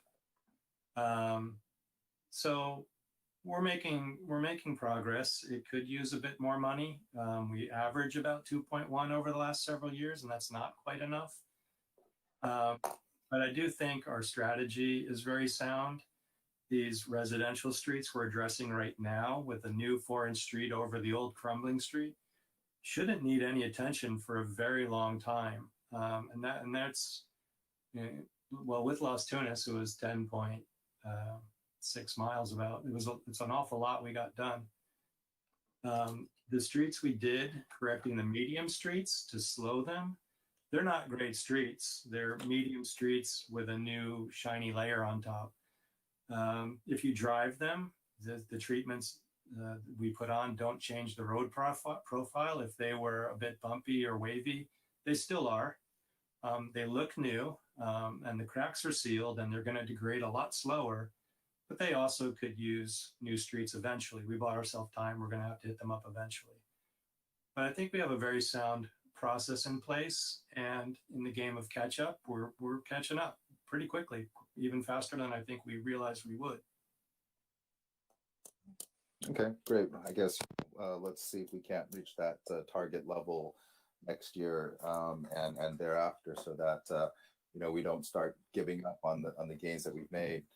Understanding too that sometimes that funding needs to roll over year after year in order to be able to accumulate enough funds for a larger project. And yeah, I'm very excited. But so we should have a celebration just for this. So I don't know, Mayor Liao, perhaps at the holiday tree lighting ceremony, you can.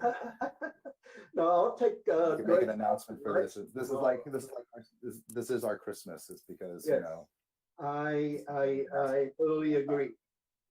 I'm so impressed. I just want to follow up all the comments from a city council member. It's a long time coming, and it's like a dream come true for all the residents in San Gabriel. One thing that I want to talk about is the infrastructure bill.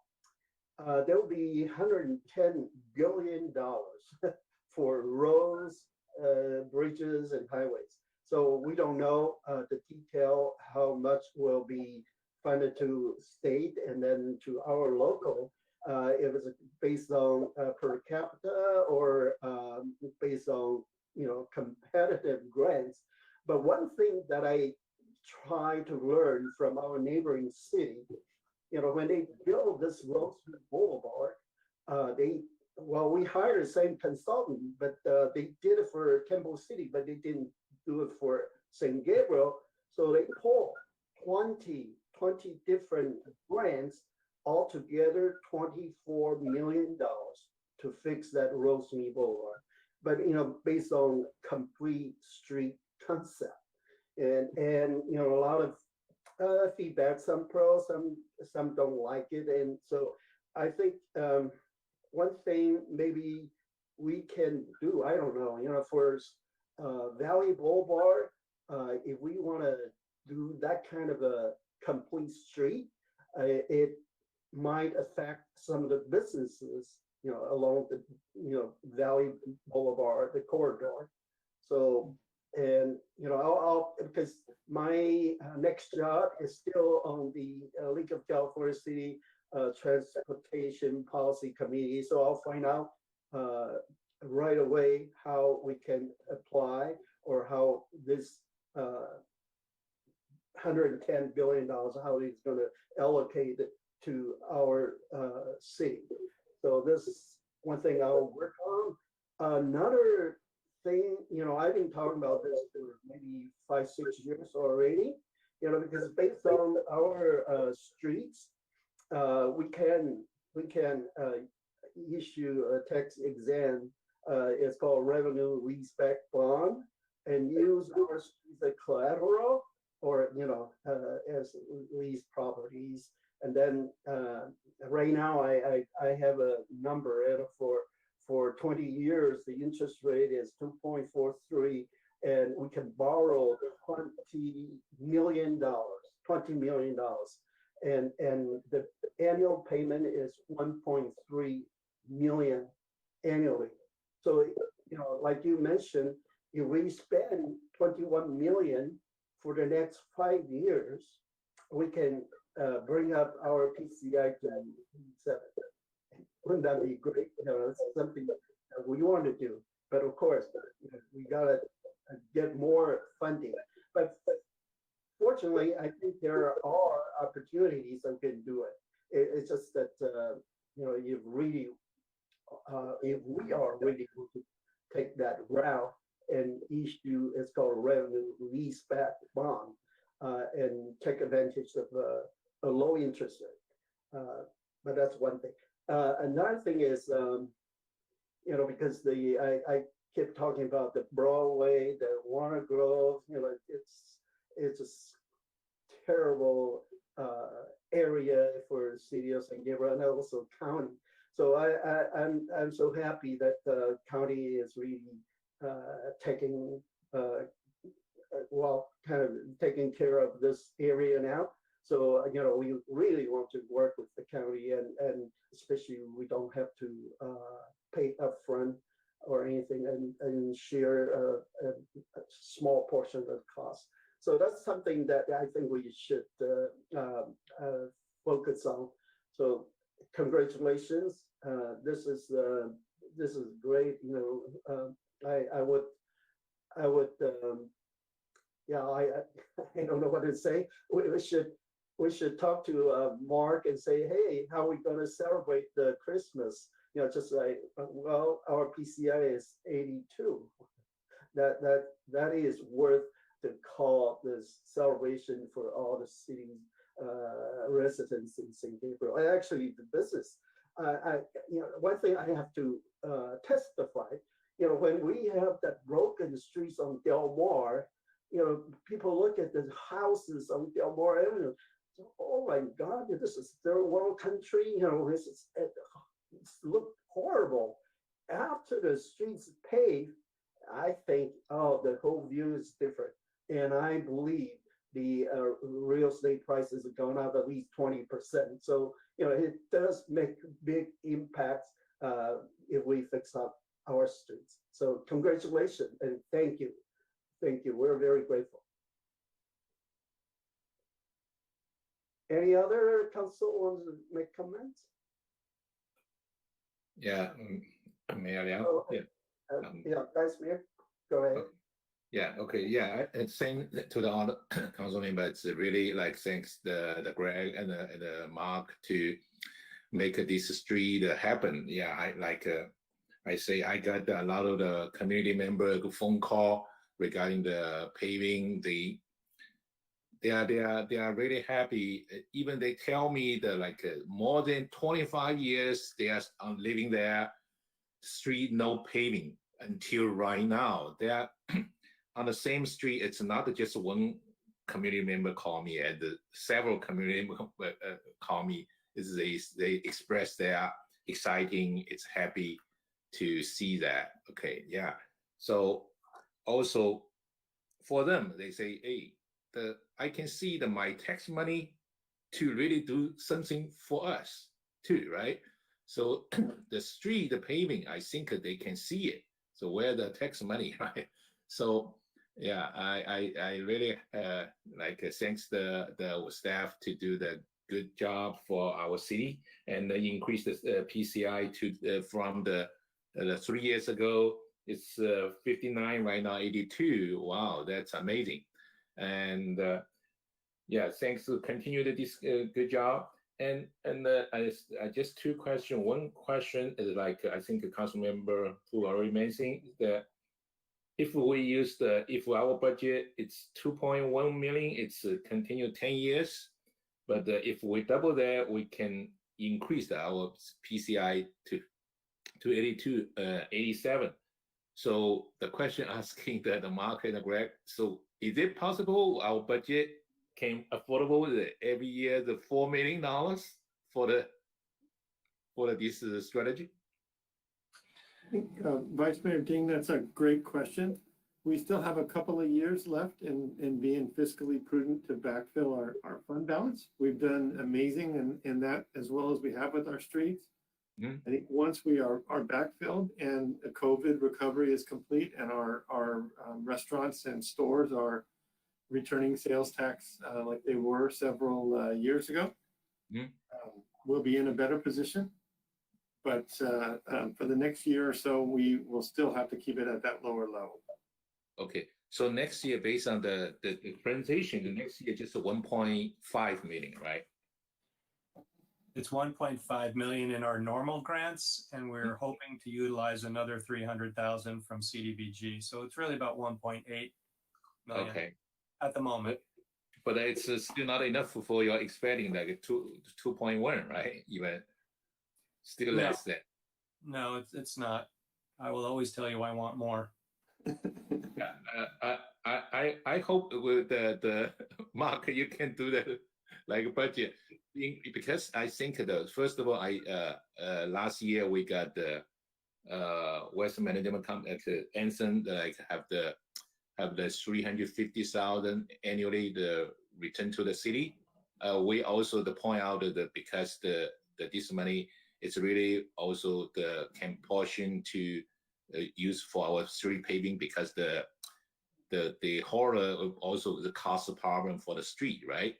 So probably that's that fund we can use it. And plus we asked the major SG. I think that with that time we talking about too. I think we talking about we try help our police department, fire department also include the street paving too. You know, so that's I think maybe is it possible to allocate this kind of extra fund to increase for the I think at least maybe like 2.5 million. The reason is because I understand that our budget if so I don't want to like see just if you 1.8 million, I think maybe 82% will be it's easy to drop to maybe 77%, right? I don't know. I just guess. Okay, so that's I from my understanding, if because also it's why I say that because we also let the community know that we like got this kind of the major SG and from Anson Waste Management Company to got this return to the city. So probably we try use the property fund to keep our streets good. Yeah, and yeah, so especially I think our city is a historical city, and currently it's we have also have the hotel here. If we have good streets, so probably bring the more business come to our city, and even like some like good like I hope I have our city maybe we can hold some good conference like a trading conference to our city, bring them more like tourists or yeah, so a business to come to our city and increase our tax revenue and help our city to make the street. It's a very important. If a beautiful street, they will be help us and the community. It's good. Yeah, that's my comments. Yes, yeah, and thanks the staff to the good job. Yeah, thank you, Mayor. Thank you. Yes, I see raised hand by John Harrington. Go ahead, Councilor Harrington. Yeah, thank you, Mayor. I'll keep it quick. I wanted to thank Greg and staff. It's a really good presentation. I really do thank you for the diligence of taking on the work rather than using consultants. I think that's an important factor. Things like even the unforeseen condition of the dirt, I think we would have been paying a consultant added fees as well, because they're just a percentage. So they would be getting a percentage of whatever that was. So I really think that saved us a bundle as well. So I really do appreciate the diligence. I appreciate the expertise, and just keep up the good work and keep the creativity coming. And that's how we get things done. Thank you. Thank you. Okay, well, next item, please. Mayor, we have no general public comment this evening. Okay, great. And next item, consent calendar. All items listed under the consent calendar are considered routine, and recommendations will be approved in one motion unless a member of the City Council or public requests separate discussion. We have not received requests from the public to pull any items. Pursuant to the public reporting required by Government Code Section 54953C3, relating to proposed changes to compensation of the city's executives prior to approval. Consent calendar item 4I includes a recommended increase of 4% to the authorized salary schedule for the city's regular unrepresented employees, including executive staff. Okay, would any council member like to vote an item for separate discussion? I see none. Okay, do I have motion to approve this I'll consent? approve, Mayor, I'm sorry, Okay. I'll approve. Motion by Councilwoman Yeah. Menchaca. Any Second. second by Councilman Wu. Assistant City Clerk, please take the vote. Councilmember Harrington, Aye. Councilmember Menchaca, Aye. Councilmember Pu, Aye. Vice Mayor Ding, Aye. Mayor Liao. Aye. Motion passes by a vote of 5-0. Okay. Next item, please. Thank you, Mayor. We have no public hearing tonight, no continued business. The next item is new business item A, resolution number 21-50 relating to council reorganization and repealing resolution number 19-04 and city council reorganization timing during the transition of election dates. And I will be making this report for you. So, Mr. Mayor, Mr. Vice Mayor, and council members, the city recently changed the date of its general municipal elections from March of even-numbered years to November of even-numbered years. This changed the date of council reorganization and election years to coincide with the new election date. For non-election years, the city has a current resolution setting the reorganization for March or April. With the change of election dates, the resolution proposed tonight would change the date of reorganization in non-election years to coincide with the election. During the transition to the new election date, staff presents the following options for the City Council's consideration. Along with the adoption of Resolution number 2150, Option 1, keep the current mayor and vice mayor until the November 2022 election-related reorganization, thereby extending the current mayor and vice mayor terms by 8 months. Option 2, reorganize in March 2022 at the end of the current one-year terms for mayor and vice mayor. Or Option 3, choose a date between March 2022 and November 2022 to reorganize to split the extended months between the current mayor and vice mayor and the next mayor and vice mayor. And Mayor, that concludes the report. Okay, thank you. Now, does any council member have actual questions regarding this report?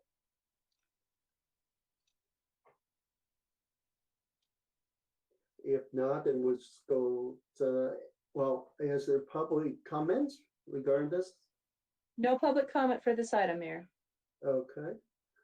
Now it's time for city council's deliberation and discussion.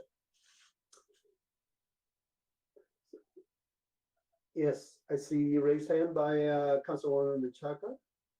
Thank you, Mayor. Well, I would like to ask, starting with you, Mayor, a question. Would you be willing to continue as mayor through November 2022? Oh, no. Okay. Well, no, the reason I'm asking, because then it eliminates the other two. Yeah. If you are not interested, then we're really just down to number 2, which is to reorganize in March 2022. And so thank you for that. So now I'm going to ask the vice mayor. Vice Mayor, is that something you would be interested in becoming mayor March 2022?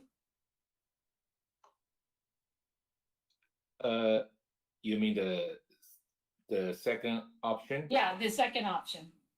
Yeah. I think second option is still same to the previous, usually the Yes. the rotation. Yes. Yeah. I know, but I'm just trying to just collect some information. And I don't know what you were planning, but if the mayor would like to, end his term, then you would be the next person presumably to be the mayor.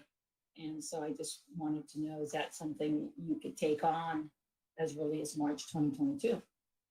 It's a yes or no. Oh, yes. Okay, great. Okay, then with those facts, I just would then propose that we adopt the resolution with option 2 of reorganizing in March of 2022 at the end of the current one-year term for mayor and vice mayor. That would be the option I would propose. Okay, and is that the motion? I'll wait to hear from the remaining council. Okay, But sure. that would be my motion. And Councilmember Fu, go ahead. Yes, thank you. So clarifying question with respect to that option number 2, then for our city attorney's office, that would mean then that we would, if we adopted that option, we would reorganize in March of next year and then have to reorganize again in November or late December of 2022. Is that correct?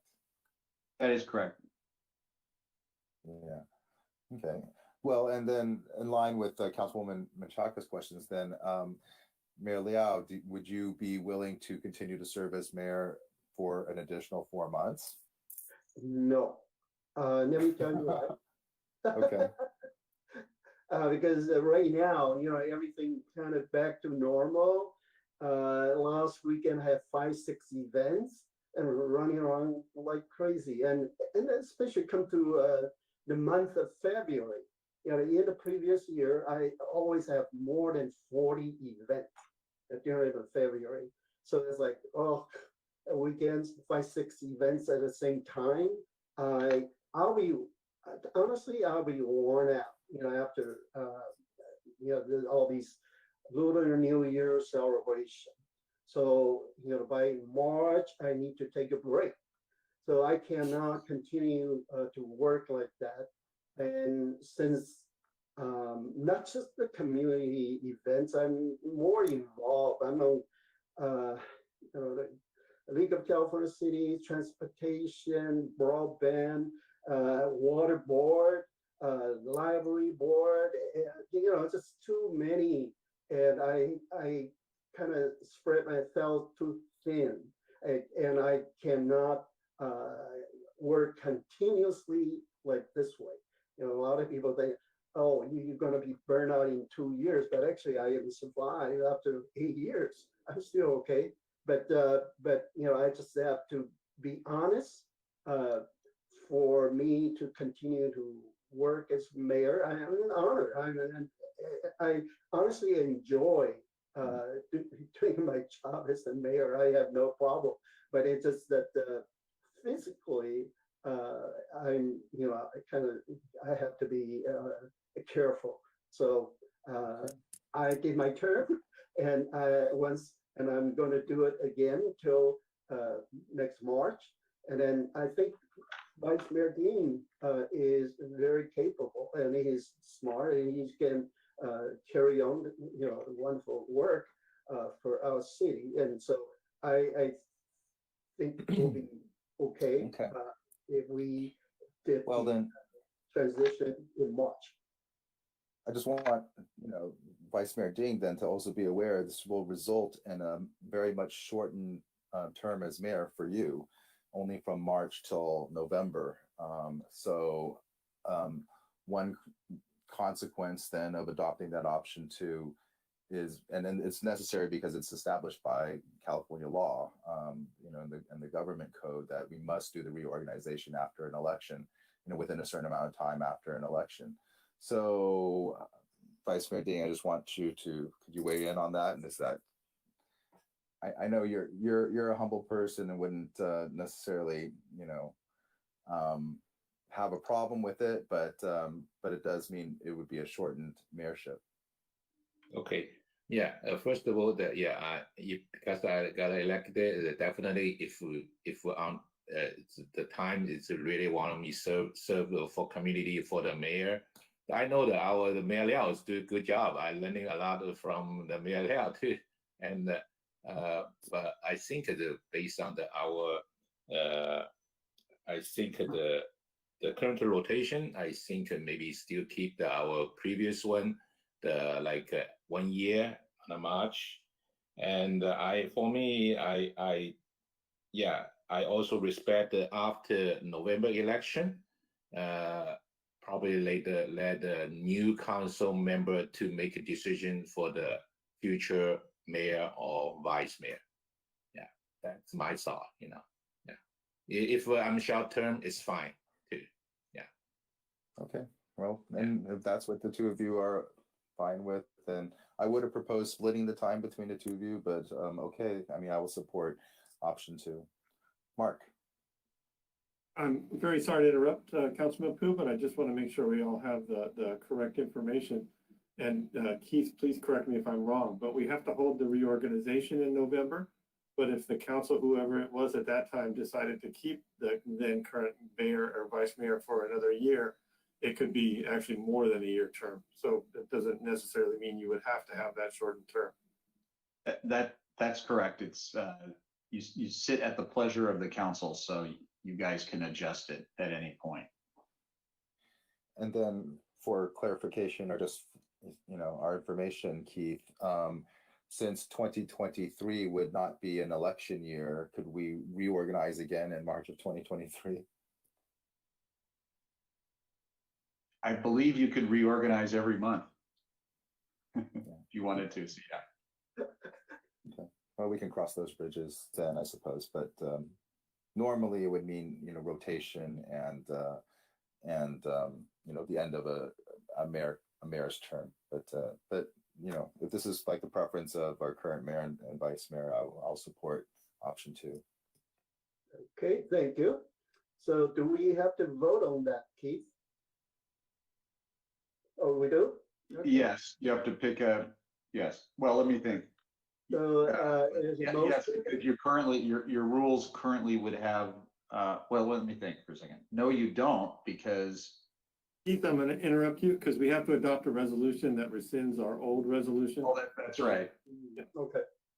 I got myself tied in a knot. Yes, we've got the old resolution that is synced up incorrectly, so we have to fix that. Yeah. So it's the motion. I'll make the motion to select option 2. Can we listen to John, the council member Harrington? I'll second the motion. Okay, thank you. All right, and I guess City Clerk, can you take the vote now? Councilmember Harrington, Aye. Councilmember Menchaca, Aye. Councilmember Pu, Aye. Aye. Oh, sorry. Vice Mayor Ding, Aye. Mayor Liao. Aye. Motion passes by a vote of 5-0. Thank you. Next item, please. Discuss American Rescue Act or ARPA funds and Shuttered Venues Operators Grant Programming. Finance Director Kaholakula, Community Services Director Perez, and Economic Development Manager Dominica Migradichin will make the staff presentation. Thank you. Good evening, Mayor, Vice Mayor, and members of the City Council. Will Kaholakula, Finance Director for the City of San Gabriel. Tonight, the team of Rebecca Perez, Community Services Director, Aldo Cervantes, Community Development Director, and Dominica Migradichin, Economic Development Manager, and myself, have put together a report and presentation to discuss potential uses for the American Rescue Plan Act, as well as the Shuttered Venue Operators Grant. Slide 2, please. To provide some background, the American Rescue Plan Act provided $350 billion to state, local, territorial, and tribal governments across the country to help combat the challenges and negative impacts caused by COVID-19. The City of San Gabriel was awarded over $9.5 million in these ARPA funds. The funds have specific restrictions on what the funds can and cannot be used for. For fiscal year that ended on June 30th, 2011, the city was able to recognize $3.6 million in ARPA funds based on eligible expenditures. This revenue, this ARPA revenue that the city was able to recognize, helped the city provide services to residents and grow the fund balance of the general fund. Out of the 3.6 million, 3.3 million of the recognized revenue made up for revenue that was lost during the pandemic. Slide number 3, please. The American Rescue Plan Act has 4 broad categories of eligible uses. Category A is the public health emergency and negative economic impacts. These are expenditures to respond to the public health emergency or negative economic impacts caused by the pandemic. Some examples are COVID-19 mitigation and prevention, or financial assistance to those impacted by COVID-19. Category B is premium pay for frontline workers. Category C is the revenue loss category. ARPA funds can be used for general operating expenditures to make up for lost revenue as part of the pandemic.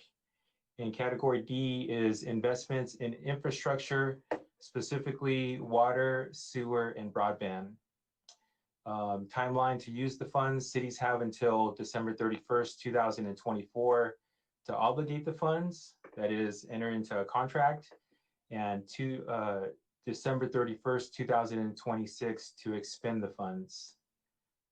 In regards to the fiscal impact on the city, so the entire 9.5 million of ARPA revenue was included in the city's the general fund 5-year forecast. As mentioned earlier, 3.6 million was recognized for fiscal year 2011 to make up for the majority of it, to make up for revenue that was lost during the pandemic. The remaining 5.9 million that has not been recognized, it's not known how much of that will be able to recognize to make up for lost revenue or for current expenditures, for expenditures that are currently budgeted that are eligible for ARPA.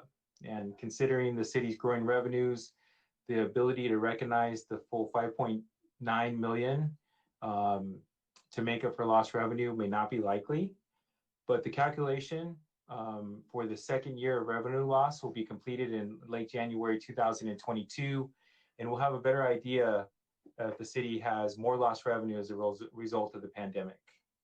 So that's just some background on the American Rescue Plan Act. On the next slide, Economic Development Manager Dominika Margadician will be discussing some ARPA programming options under the business assistance category. Slide 4, please. Thank you, Director Kaholakula. Good evening, Honorable Mayor and Council members. Dominika Margadician, your Economic Development Manager here. The American Rescue Act Plan funds are an exciting opportunity for economic development efforts as we've seen cities utilize their funding to support their local economies across the nation. As you know, a major part of the last 18 months, our team was focused on the city's 10-point plan for recovery, resiliency, and reinvestment, which was the city's response to the financial impacts of COVID-19. As a part of that programming, we included business assistance grants and housing relief programming utilizing the Community Development Block Grant CDBG CARES Act funding, and we were able to provide 52 businesses with a one-time $2,500 grant. Allocating ARPA funds to further business assistance in the community is a priority. We've heard so from the business community. While rental and utility assistance continues to be accessible to our residents and businesses through State of California's Housing is Key and California COVID-19 rent relief programs, the mainstream business recovery resources are less available. City Council may opt to consider various allocations of ARPA funds toward business assistance efforts under the eligible category of responding to the negative economic impacts caused by the pandemic. Some options for your consideration may include providing the businesses that are continuously waitlisted on the existing CDBG CARES Act program with additional one-time grants, establishing a new business recovery program and parameters and opening the application to current and active San Gabriel businesses, establishing a facade improvement program to aid in upkeep and beautification efforts in our commercial corridors as we work to strengthen the local economy and attract new business to vacant spaces, and consider further allocations to the Economic Development Business Assistance Fund for general business assistance and business attraction efforts. You'll see that the options that we've listed here are pretty broad, and we were really looking forward for some further direction from council as to if any of these options are ones that we'd like to move forward with, and if so, specifically how much in funding and what the parameters and maybe the grant amounts would look like. Something that our staff has considered and kind of weighed in on is it better for us to establish an assistance fund and maybe provide a little bit to everyone, or to be able to provide more to fewer, is really something that we're going to need some more direction on tonight. At this time, I will be turning the presentation back to our finance director to discuss improvements to the City Hall Council chambers. Slide 5, please. So another option for the City Council to consider is making improvements, technology improvements to City Hall Council chambers. This will improve how the city delivers virtual access to City Council meetings.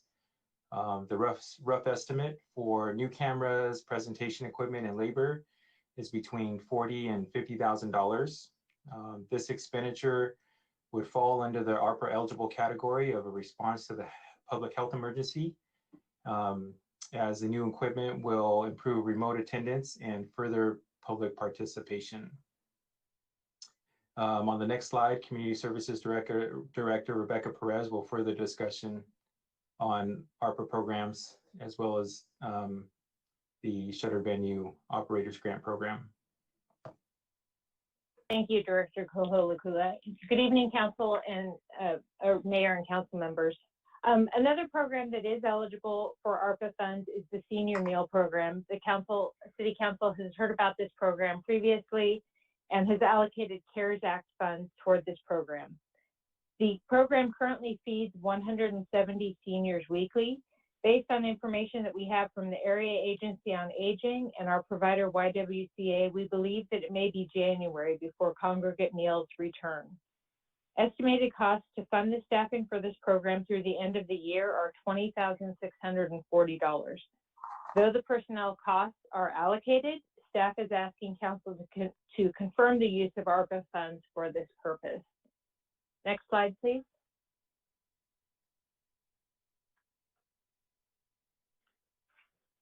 And though this is a different program than the ARPA funds, staff is bringing the Shuttered Venue Operators Grant Program forward as part of this because it is, as part of this council discussion, since it is a part of the stimulus funds received in response to the public health emergency. The Shuttered Venue Operators Grant, or SVOG program, was established by the Economic Aid to Hard-Hit Small Businesses, Nonprofits, and Venues Act, and is administered by the U.S. Small Business Administration. Mission Playhouse staff submitted an application for the SVOG funds in March of this year, and in August received notice of an award of $287,118. The funds can be used for various expenses going back to March of 2020. Slide 8, please.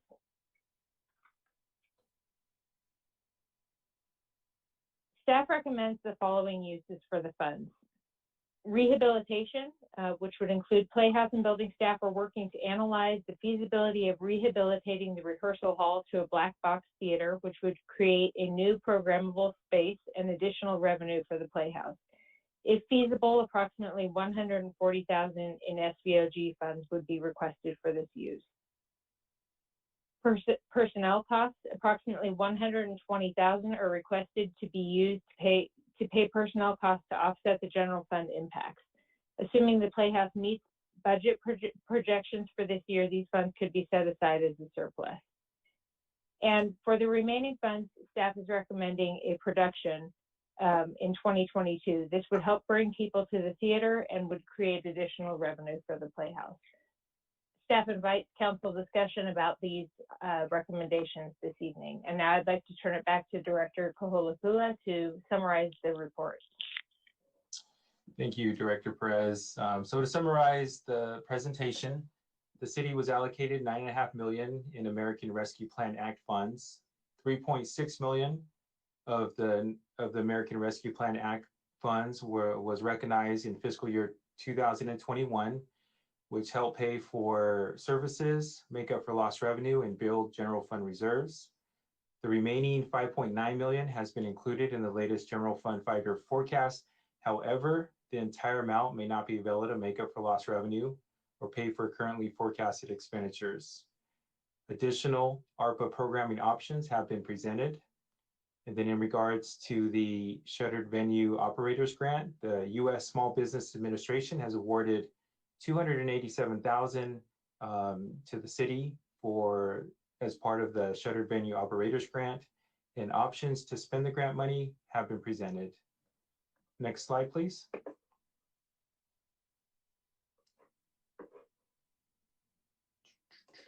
So staff's recommendation is that the City Council discuss and provide further direction on the allocation amounts and the use of the American Rescue Plan Act funds, as well as the Shuttered Venue Operator Grant funds.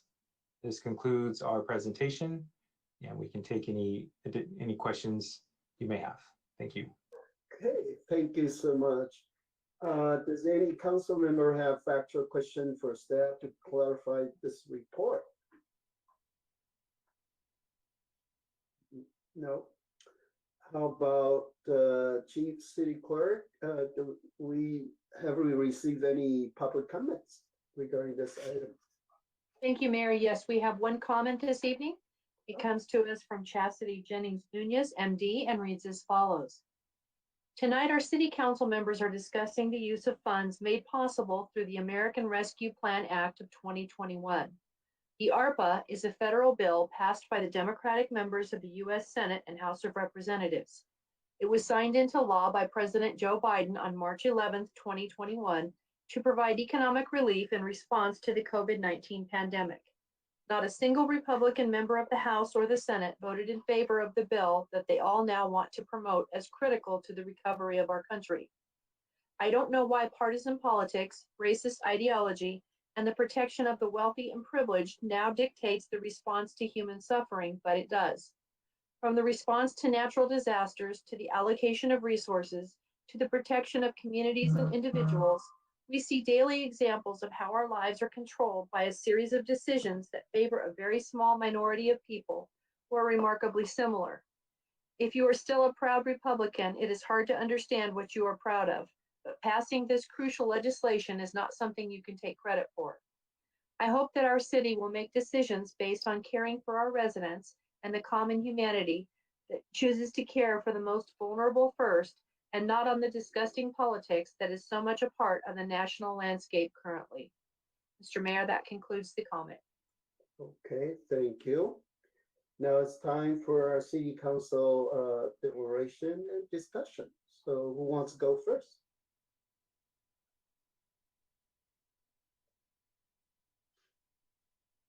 Okay, I see raised hand by Councilwoman Chaka. Go ahead. Okay, well, I'll go first. I didn't see any other hands, so I thought I might as well start. Let me get some clarification here from staff. We have 9.5 million from the American Rescue Plan Act, or 9.6, 9.5. Are we eligible to recover all of that, or are we short? The short answer, Councilwoman Menchaca, is we don't know yet. We have 3 more years in order to count that lost revenue and any expenses that we incur along the way. And then at the end of that 3 years, we would have to allocate any unrecognized revenue on spending that's eligible. So the 4 areas that Director Kaholakula indicated.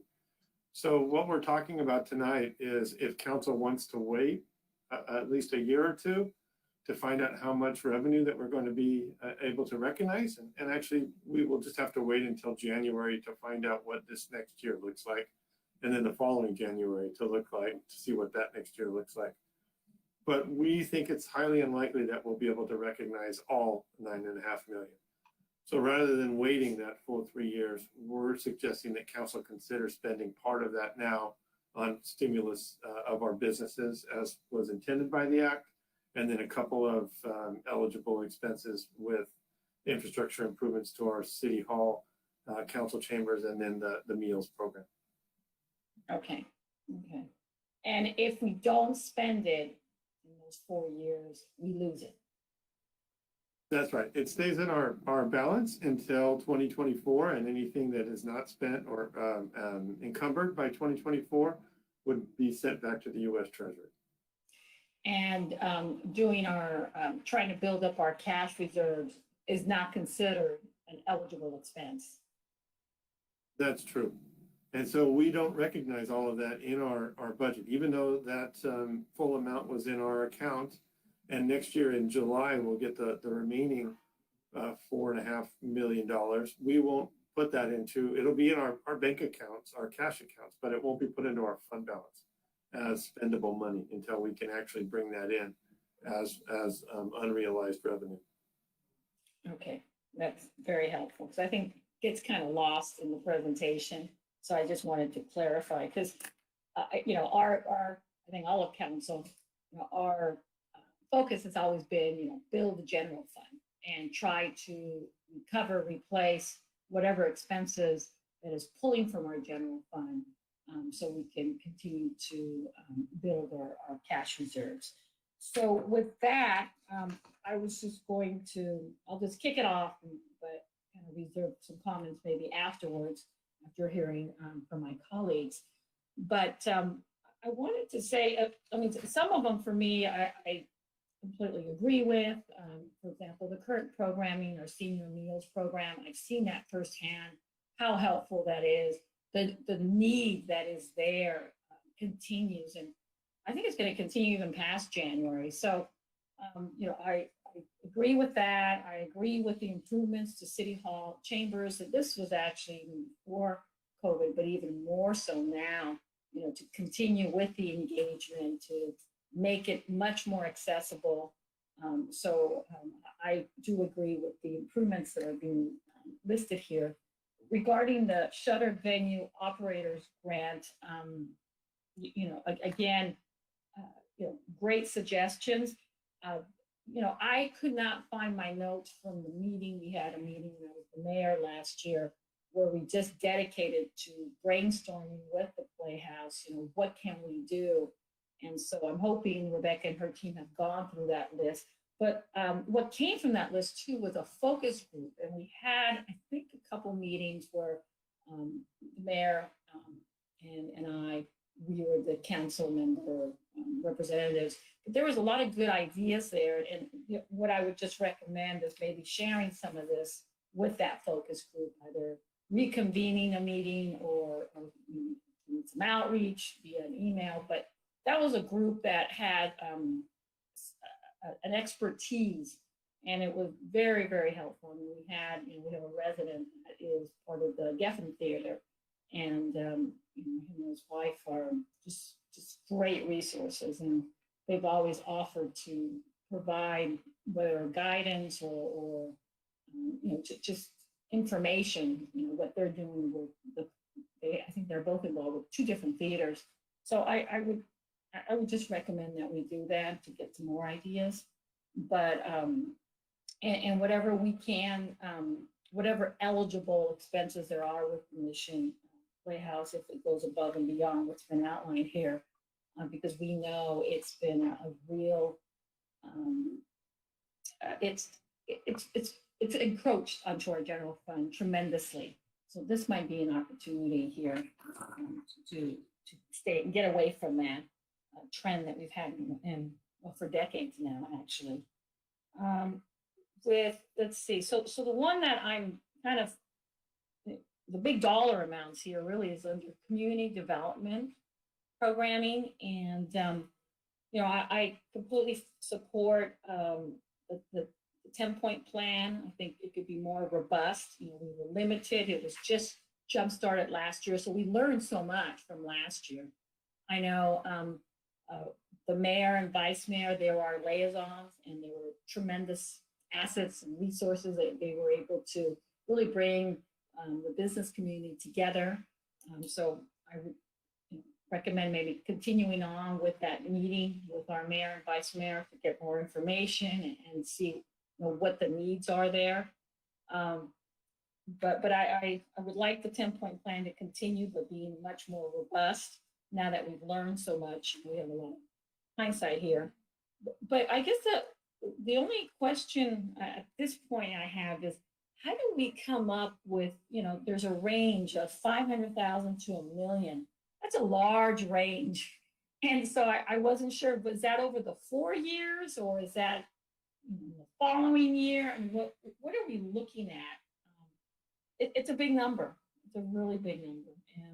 And I just didn't understand how we reached that number. But, whatever we can do to support our businesses, I'm there. You will have my full support. I just don't understand. How do we reach those conclusions, that 500,000 to $1 million, and over what timeline? Thank you, Councilwoman. Yeah, go ahead.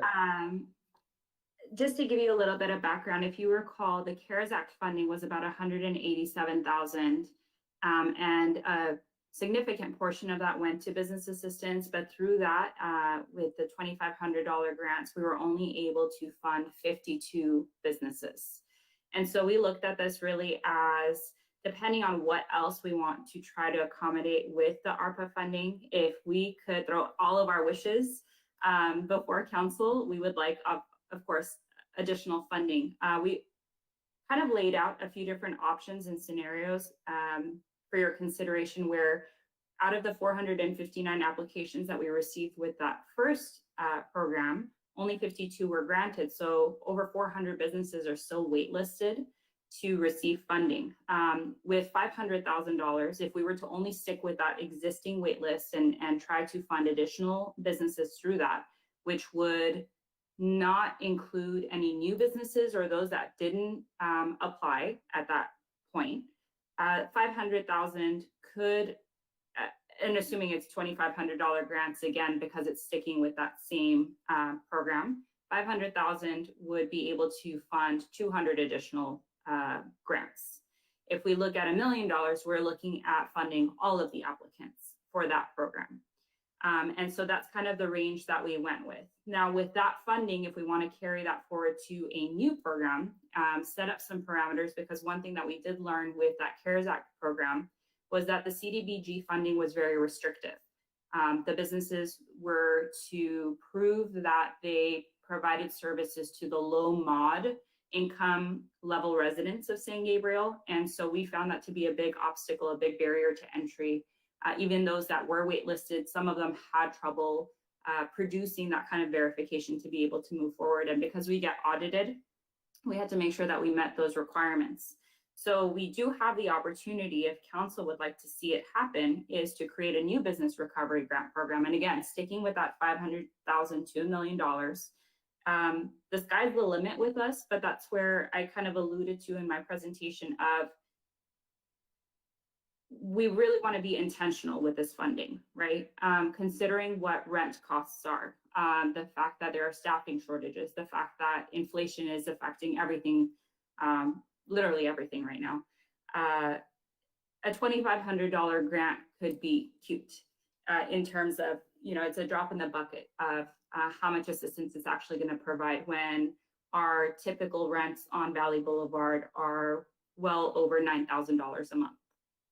And so really, how much assistance and what is it that we're trying to offset? How much assistance are we trying to provide to the businesses? And that's really the direction that we're looking to council tonight is, of course, we want to support every single San Gabriel business and make sure that they're going to be able to keep their doors open and pay their staff and make it through this rough time.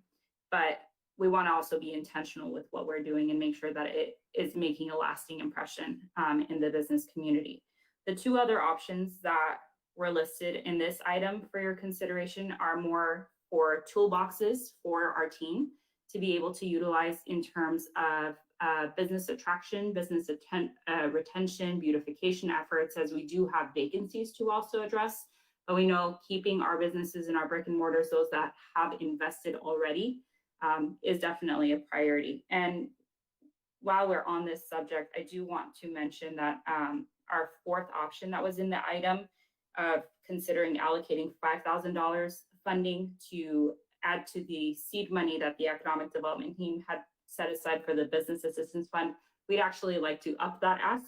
If this is something that we would be considering tonight, to $20,000, because that would be a significant tool in our toolbox in terms of general business assistance, business attraction efforts, as the new community development director and I have kind of hit the ground running, and we're trying to be creative in handpicking and delivering new tenants to San Gabriel. Well, that's why I do appreciate the 10-point plan, because it helps everybody. You know, everyone feels like they're getting some level of support, and our economic development department is stronger than it's ever been. And so to continue on that direct trajectory, funding is necessary. I mean, that's just the reality. So I am comfortable in building the toolbox, whether it's the 10-point plan or it's the general business assistance. It's just those individual loans, because there are some businesses that we have that actually have had banner years. They've more revenue than they've ever had. And so I'm assuming in the process, those are not being included. That we understand the businesses that have struggled, that do need that assistance, and I do get concerned that 2,500. I just don't know if that's going to make a difference. I don't know what that magic number is. Whether does it make sense to stagger it, based on revenue? Doesn't based on rental, location? I don't know, but I do believe, I do want to support our businesses, and I want some kind of grant monies to be provided to them. It's just the amount, and making sure that we are being good stewards of these amounts, with the understanding that if we don't spend it, we can lose it. So it's a very it's a balance. It's a really delicate balance. So anyway, I hope I explained myself correctly. I do want to hear from my colleagues, but I am in support of everything. But the focus right now for me is, what is the right amount, or the right allocation for our businesses. So thank you. Thank you for the presentation, too. Thank you, Councilman Ncheka. And any others? Yes, go ahead, Councilman Pu. Yeah, thank you. I definitely agree that in wanting to support our businesses and continue the economic development efforts. I think I personally, first of all, I see this entire discussion as still very early, and I'm sure we will continue to refine the programming as we go along here. We do have 3 years, I guess, to be able to do this. Not to say that we would wait to deliver if we've already have something developed, but I don't think we need to necessarily rush into it. Second thing I'd like to say in an overall sense is that I think I'd like to see some data, on performance. For example, of the 52 grants, the 52 businesses that we gave small business grants to during the sort of the height of the pandemic with the CDBG CARES money and so forth, what percentage of them, or how many of them are still in business? How many of them are still in the city? I think that we should also think about, how are we going to measure this? Because I agree, and this was like an issue when we discussed that program from the beginning, that $2,500 is just, it really isn't, it's not going to, don't get me wrong, $2,500 is nice. Free money is always good, but then it probably didn't make or break, a small business that was might have been struggling to survive through the pandemic. But not to say that it wasn't a worthwhile program. I think it was. So, subject to some of, having some of that kind of information so we can judge our own performance or evaluate because handing out free money is everybody always loves that, but at the same time, we should try to do it in a way that creates a ripple effect or that helps to, we should consider it an investment that will then stimulate, those businesses or other business, and that also will then in turn bring back additional revenues for the city. So I might favor something like a two-tiered approach, perhaps, and because I think that perhaps the small business grants might be one level, but then another level if you wanted to try to address to provide more impactful assistance, we could create a separate category and parameters for something like that. And I might suggest that we look at, and it may be difficult for us to implement because I don't know how we audit, some of our private businesses' financials, but if we looked at lost revenue the way that, we are currently being evaluated under ARP, we could actually then get a sense of which of those businesses really suffered the most due to the pandemic. And then, in some sense, try to provide some restorative grants. We're not going to be able to make up, businesses lost revenue in total, but at least it gives some basis, some sort of semi-equitable basis then of being able to determine which businesses,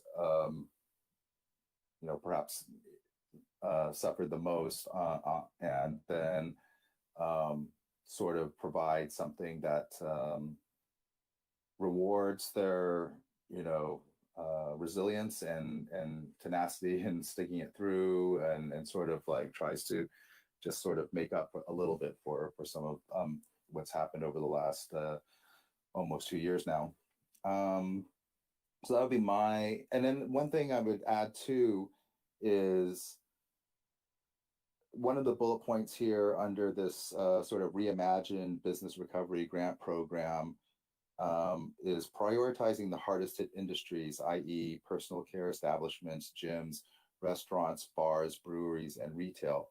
And I think I would actually add into that hospitality and hotels.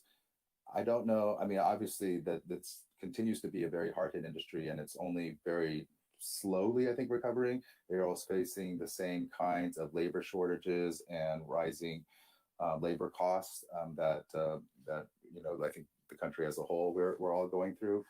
And so, I would include that in that category, unless because they did they did also receive recovery funds, I think, through CARES, unless they would not be eligible. So that's just the only caveat with respect to that. But otherwise, I think that,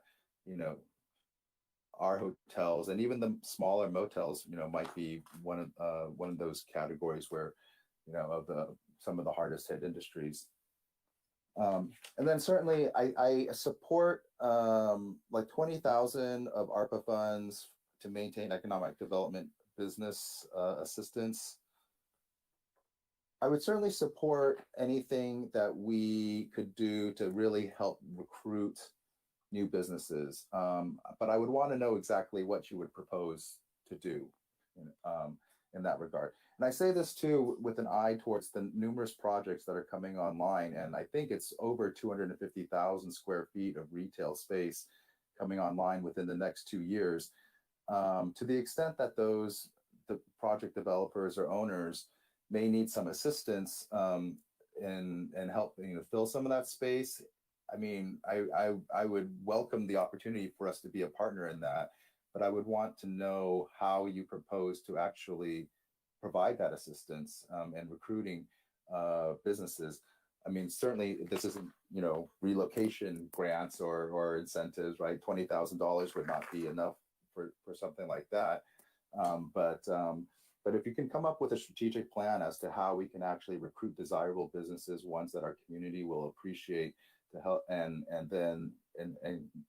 can show that there's a need, because frankly, I don't know. I haven't spoken to any of those project owners about how their leasing is going, but if there's a need, especially as this economy is getting back up to speed, I'm hearing that there is a lot of activity that just in our particular area. One of the, I think, good fortunes of being in a little bit of a bubble, I think, but you know, if there's a need and there's a strategic and effective way for us to be able to partner and engage in that kind of a process, then I'd be supportive of funding something like that. The City Hall Council Chamber improvements, I'm not as much a fan of. I'll just say that, for one, I think the price tag of $40,000 to $50,000 is a little bit high. I mean, I'm not sure what needs to be done to upgrade the technology, but you know, I think we already had purchased like webcams and things like that, and I'm not sure what else we really need in order to improve the online access for council meetings and commission meetings too. But you know, I would want to know exactly what it is that, you know, that money is being spent on. I also tend to think that it's a little bit not a little bit of a stretch in terms of the spirit and intent of the ARPA funds, is what I would say. To the extent that we can actually fund those improvements not with ARPA funds, you know, I'm all for that. But I kind of feel like use of the ARPA funds outside of our lost revenue should be, you know, more directly service related. And I think that in that sense, you know, I really super support the continuing to fund the senior meals program. I think that has been a real, you know, success story, and something that I think that is really appreciated by the recipients of those meals. And I hope it's something that the staff enjoys doing too, because I think it's a real direct, you know, connection with, and you know, now that things are improving a little bit, you know, we'll see how much longer. I'm frankly surprised that there still is 170 seniors who are participating in this program on a weekly basis. But it shows that, you know, there's a high level of need, and or just that it's a program that you know, a lot of our seniors want. And so I like that program. With the Shuttered Venue Operators Grant, I wanted to ask, is the restorative painting of the facade, is that fully funded by other funds?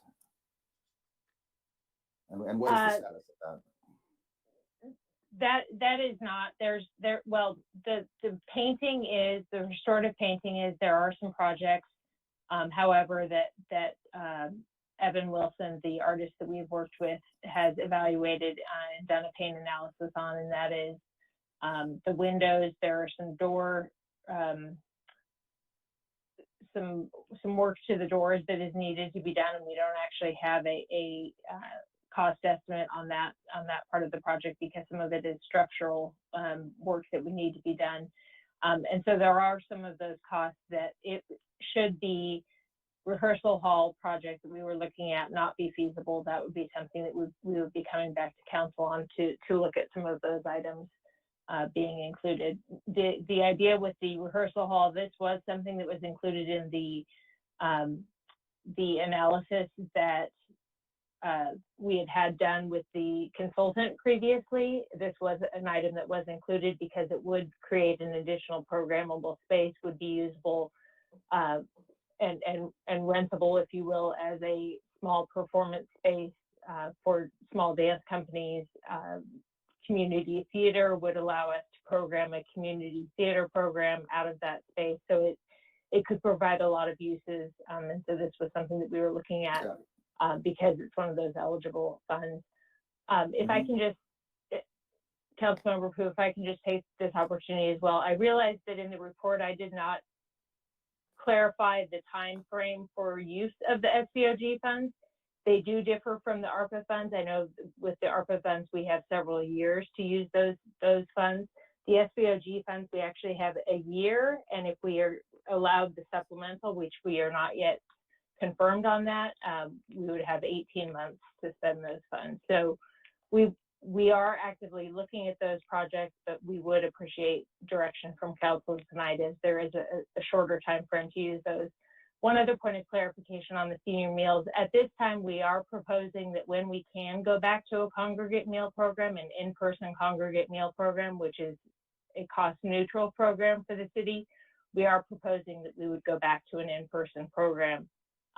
We can, at the council's wish, we can survey the seniors to see if the drive-through program is something that they really require.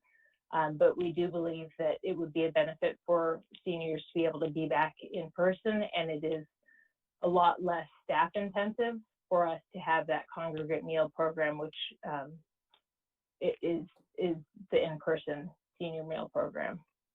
So that is our intent at that point. So just 2 points of clarification. Okay, so then with the restorative painting, is there any time frame on that? We are currently waiting for designs actually from Evan Wilson at this time, and then we would move forward with that. Okay. All right then. So I would say that I actually super love the the rehearsal hall in the back of the Mission Place. It's something that actually we've been talking about for several years, and I think that if it could be renovated in a way that makes it a flexible use space, like on one hand maybe being able to use it as a dance studio, since we've had a lot of dance competitions during the pandemic, and I think that would be in demand for that kind of a use as a rental, and then also being able to be converted into a small stage theater setting or something along those lines, I think would be really awesome, and then add a lot of functionality to the Playhouse as well. Because what I'm hearing from you is that, because I think that I mentioned the restorative painting because that's been just sitting there for a couple of years now, and the Playhouse looks nice. It's always beautiful, but it would look even that much better if we could actually complete that, and I think that would also it's a obviously how the venue looks is part of its marketing. So if there's a way to separately get that done, I think it would actually enhance things even more. And given, I guess, the tight time frame, I don't see any problem with the rest of these uses proposed under the Shuttered Venue Operators Grant. I would say, though, instead of perhaps doing one production, I wonder if we would be able to do a series of performances. I just worry about putting all our eggs in one basket and, like sort of investing $20,000-$30,000 or however much into one production, and then, hoping that would actually generate revenue and so forth, where it might be easier to generate an audience over 2 or 3 productions, unless the performer has already a built-in audience, and if that's the case, then and it's like a really sort of name brand performer, then maybe we could go with that. But I also feel like it would serve more of a community benefit to be able to offer a series of programming versus just like a one-shot performance. But I think it's subject to how much money is left, because this is only $287,000, and it depends on how much the rehearsal hall, as well as the staffing, the personnel costs, how much will be allocated for each of those. But I like those ideas, and I hope it feels to me like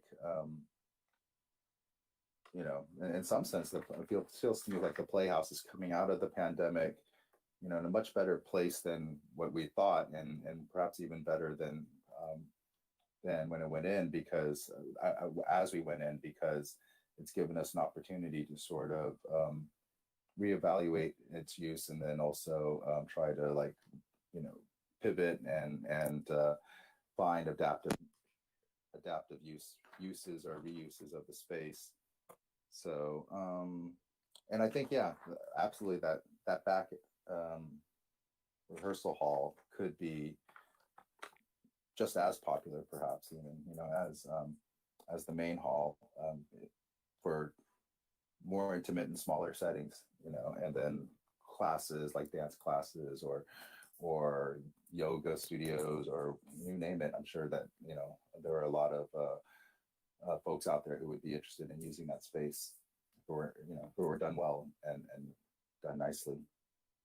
And just to speak to your comment on that, council member, we are looking at things that would be movable. So movable stage that could also be used elsewhere, movable lighting, that sort of thing so the space would be able to be used for multiple purposes. So thank you for your comment on that. Thank you. Okay, great. Any other council member have comments or questions for our staff? If not, okay, well, I guess, we have talked about the continue with the 2,500 grants for small businesses. And I think we can do it, because ARPA funding is coming in 2 pots, and we can do it this year, and we'll see how our revenue looks like next year. We have surplus, we can continue with this 2,500 small business grants. And the reason is because, during the pandemic, we try to help our small businesses, and a lot of them suffering, because in St. Gabriel, we have a lot of a personal service type of business, hair salon, beauty salon, massage, and many others, and they're suffering. They don't have any revenue at all for at least a year. And small moms and pops restaurants, even though there's a restaurant revitalization grants, some of the restaurants receive grants and pretty good size of grants, some millions, some of 200,000. But I think majority of our small restaurants owner, they don't have that type of, I'll say, bookkeeping, the CPA to help them to fill out the form, that kind of stuff. So they're still suffering. And when we ask the small business want to participate in this grant, and right away, more than 459 apply, and we try to qualify every one of them. And even though we picked 52, I think staff have to go back and see how many have renewed their business license. And that 20,000 economic development budget is set aside for helping business that cannot pay the license fee. So if we can find out at the same time, if they cannot even pay the business license fee, maybe we can help them, with that $20,000 set aside. But I think we should continue with this small business grant, and then because they've been waiting year and a half, and we try to tell them, hey, City of St. Gabriel is here to help you. We're business friendly. We want you to stay in our city, and we'll do whatever we can. But however, I think this $2,500 is not a big number. It doesn't even cover a 1 month of rent, for most of them. But it's just a token that shows our appreciation. It shows our business-friendly atmosphere in the city of St. Gabriel, and we want to help them.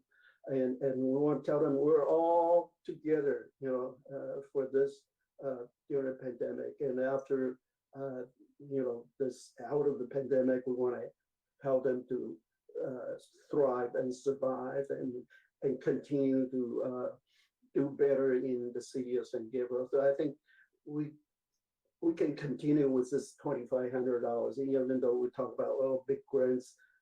Yeah, it only can help one or two because, like I said, some of those big restaurants, hotels, they already got their money. Okay, let me tell you, and it's not $2,500. It's like maybe 500,000, and so it's nothing that they would appreciate because we just give a hotel $2,500. My monthly salary for our employees is 450,000. So that's not a thing. So I would want to help the small moms and pops, brick and mortars type business, and help them. And with this $2,500, maybe they can appreciate more, for these small businesses. So if we can just set aside 500,000 this year, and give 200 small businesses there because we already have those names. We already have their application, and the only thing we have to verify is they still in business. Are they able to continue to operate their business in the city? So so we can easily just draw another 200 businesses on the list, and that will be easier than just start another new program and offer bigger number. So I think we can continue with that small $2,500 grants. And like I said, they've been waiting more than a year and a half. So I think only fair we give them another chance and see if they can win that $2,500. So another thing is the seniors meal. I think we should go back in person. Seniors are very lonely people. They've been isolated for 2 years. And even though they want to come out to take the frozen meals, but then I think most important is to come to our the Grapevine room and communicate with their friends and relatives and gather. So I think that's something that we can look for beginning of next year. And the Shuttered venue operators grant, I think it's a good idea. We can use the rehearsal hall as a small black box theater, a small theater. I just figure out, well, maybe they can be seated for, I don't know, 100 people in that area. It always used for, dancing lessons, tap dance, ballet lessons in the past 20 some years. And it's really a nice area, but I think this will be additional revenue for the Mission Playhouse. We have a separate small theater, and that will attract small companies to use that venue. But besides that, I think in the past we always have the cabaret dinners. We have audience sitting on the stage, and the performers perform in front of them, and that's another great venue. If the small theater cannot afford to rent the whole playhouse, and they can just rent the stage. So that's another area that we can increase our revenue. So I think using $140,000 for a small theater, I think that's worth it. So anyway, that's my comment. Mayor, I have a comment and a question for staff. Go ahead. Yeah, I just want to make sure I read this correctly. So the recommendation really is just the only thing changing is the $5,000 business assistance fund. Because this is really just a file and receive. Other than that I can tell, you weren't requesting expanding any of the other programs, correct? Thank you for the question, Councilman Harrington. We are looking for the council's input on expanding that business assistance program, as well as the Shuttered Venues grant, the use of both of those. And so we would come back. We're not bringing anything for a decision tonight, but if the majority of council supports expanding that program or keeping the business assistance program at that same level, we would bring that back with a formal plan with parameters for how we would find applicants and give out that grant funding. And we would bring that back at a future meeting. Thank you. So currently, it seems to me it's more like a kind of a gate and then a lottery system, because obviously we can't give it to everybody. You have to meet minimum qualifications and then you're entered in. I think going forward, I agree with a lot of the comments regarding the impact of $2,500. I can tell you that wouldn't even be a day's payroll for what some people call a small size business, 20 and 25 employees. It's not even a day. So I would like this to kind of cap off. I don't think we should be offering this to people with like 20 employees or even 15. I think there's a much outsized impact on smaller businesses, 2, 3, 4, 5 employees, revenue under a couple 100,000. So I think that's where we're going to have the biggest impact of actually keeping businesses alive and being able to make payroll and things like that.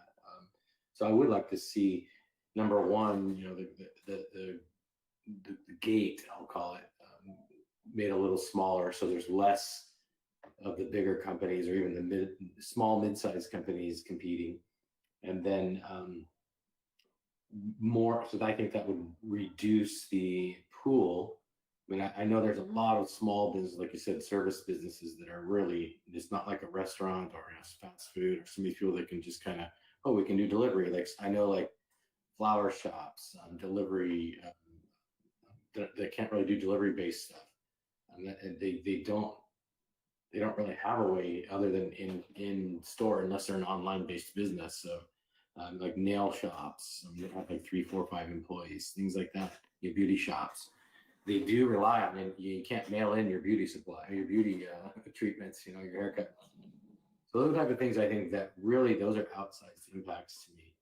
So I think the need is kind of a gatekeeper for me, and not just, oh, it's a business. And so it's kind of a mixture. And I know that's a lot more scrutiny that staff has to put in, which means more staff time. But I think that's also part of the use of these funds and funding it properly. And I think we can have an outsized impact with the same amount of dollars on a lot of businesses that maybe teetering even to this day, and they just hold on to it because they don't have an alternative but to hold on. It's like Dominica said that some of these rents are 9,000, but on some of these smaller ones they're not.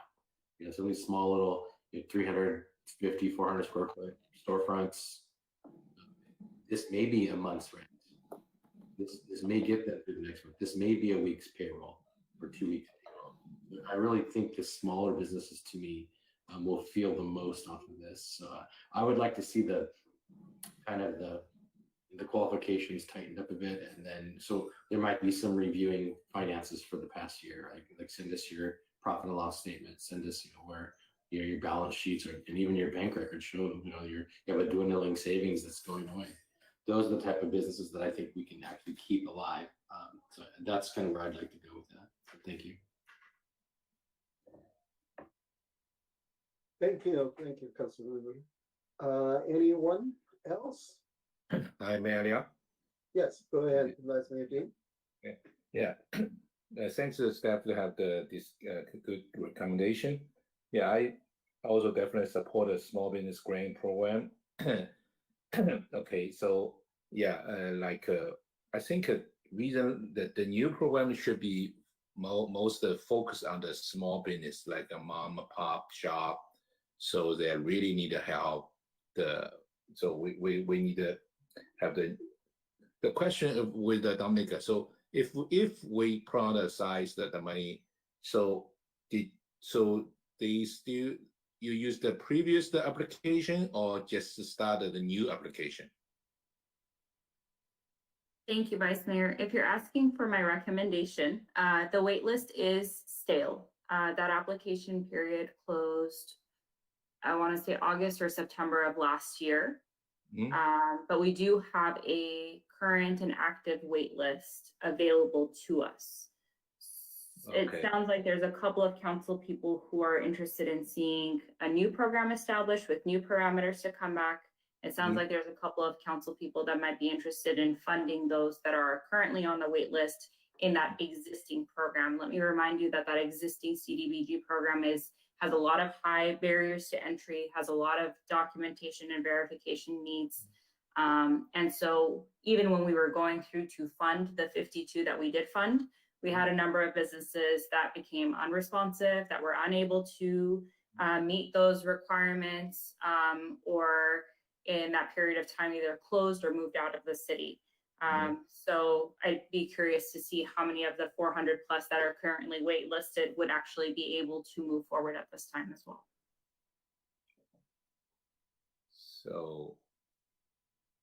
So you the question is I sorry about still will be the new application, the new guideline to do that, or still use the older one? My question. So we could do either, Vice Mayor. If we fund the existing program, we would use the wait list. If we create a new program, I see. You're waiting for that. open it up to all of the current businesses who meet whatever the parameters are that we established for the new program to a new application and wait list. Okay, because maybe the previous the application, maybe it's the large business, maybe they're not qualified. The way I think the focus on the small businesses really help them. And another suggestion is based on I go to I think which one conference. Some company have provided software to encourage the consumer to come to our San Gabriel City to spend money, like a restaurant or beauty salon. So the city can put aside some special fund to reward that, to encourage that for, I don't know, maybe they use a percentage, maybe 10% or $10, whatever they spend some restaurant or our local business. So maybe within like 3 months, they spend the money again. They use this coupon to similar to the cash to write off. I don't know so Dominica, you know that this kind of, I go to the event, but I see that some company to do that, you know. I don't know. I think actually the community development director had come across, I want to say, Aldo, was it Los Alamitos that you had shared with me last week? There are some communities that are doing a voucher program where they are funding vouchers that can be utilized within the community. And then the vouchers are turned into the city and they're made whole by that funding. So we have seen at least one. Yeah, I think that our neighborhood, the city, the Murray Park, they did it too. Yeah. So I don't know that this money we can use that too, or I don't know what kind of money they Murray Park do that, but for us here, this money we can do that too, or no? I think I would lean on Director Kaholakula or Keith to make sure that it meets the eligibility criteria. But my first assumption is I believe so, because it would be supporting our businesses. Yeah, that's the tool to help our local business. Yeah. And then for the senior meal, I definitely. Sorry. I just want to chime in that I super support that idea as well. I mean, this idea of community coupons or some kind for participating businesses, I think is exactly also the kind of thing that you leverage private dollars along with our public dollars, and it generates revenue that comes back to the city anyway. So I think that's a really great idea. I also wanted to support that, Vice Mayor Ding.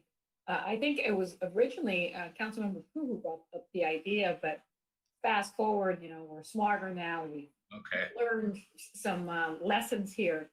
But if Monterey Park or other cities have already done it, then maybe we can learn from them and see how we can bring it to our city. Okay. Yeah, I think the issue was that it was not feasible to be done with CDBG CARES money, but if the ARP funds are more flexible, at least with respect to this kind of business assistance, then and then I guess we can tailor it to our own needs and specifications. Yeah. Okay. Thank you. The next one is for senior meal. I think I will support that, continue that, but for my personal experience right now, food costs almost double that compared with the pandemic. So it's really especially for the senior person, they really need to continue to help them, support them. Okay. And also good idea for the business license for the people if they really have the small business financially problem, or some business want to open the new business in our city, but also have a little bit of financial problem. Maybe we can help them too, right? To encourage them to have the business in our city. And then, okay, yeah, a lot of it's a good idea. I think on the staff report, I don't know.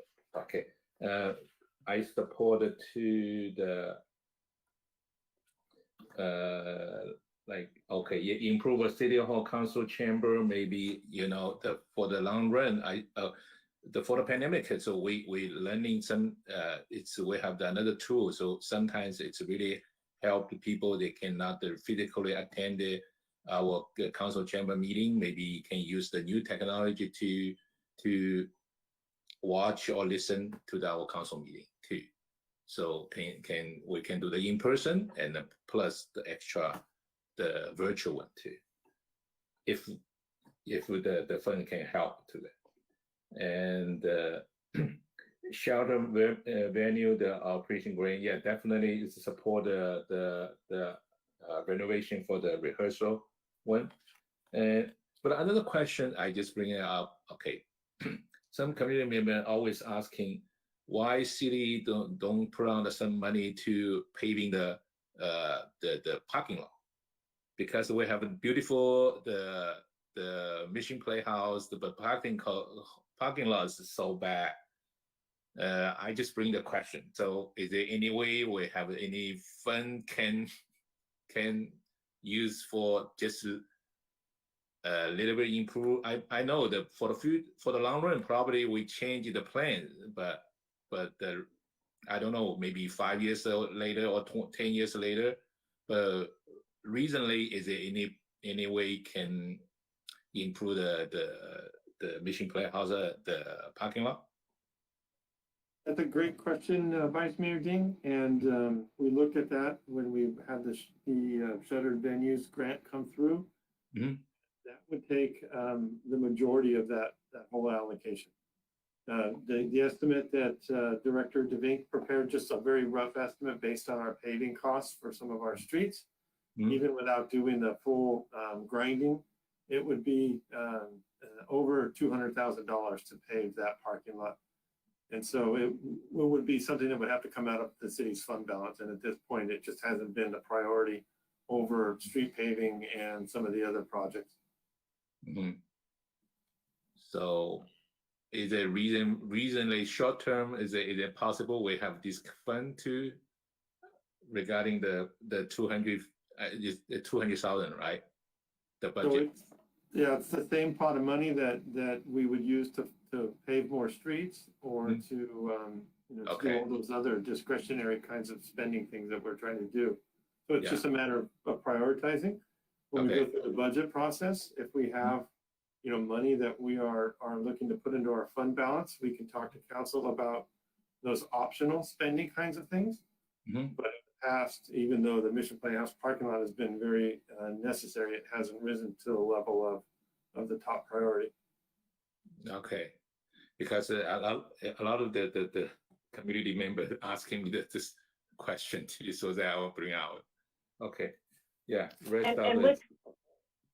Sorry, this is Director Perez. With regard to the SBOG grant, I will say this is has been a very challenging funding option in terms of the available uses. It is kind of ever changing as to what the available uses of this fund are.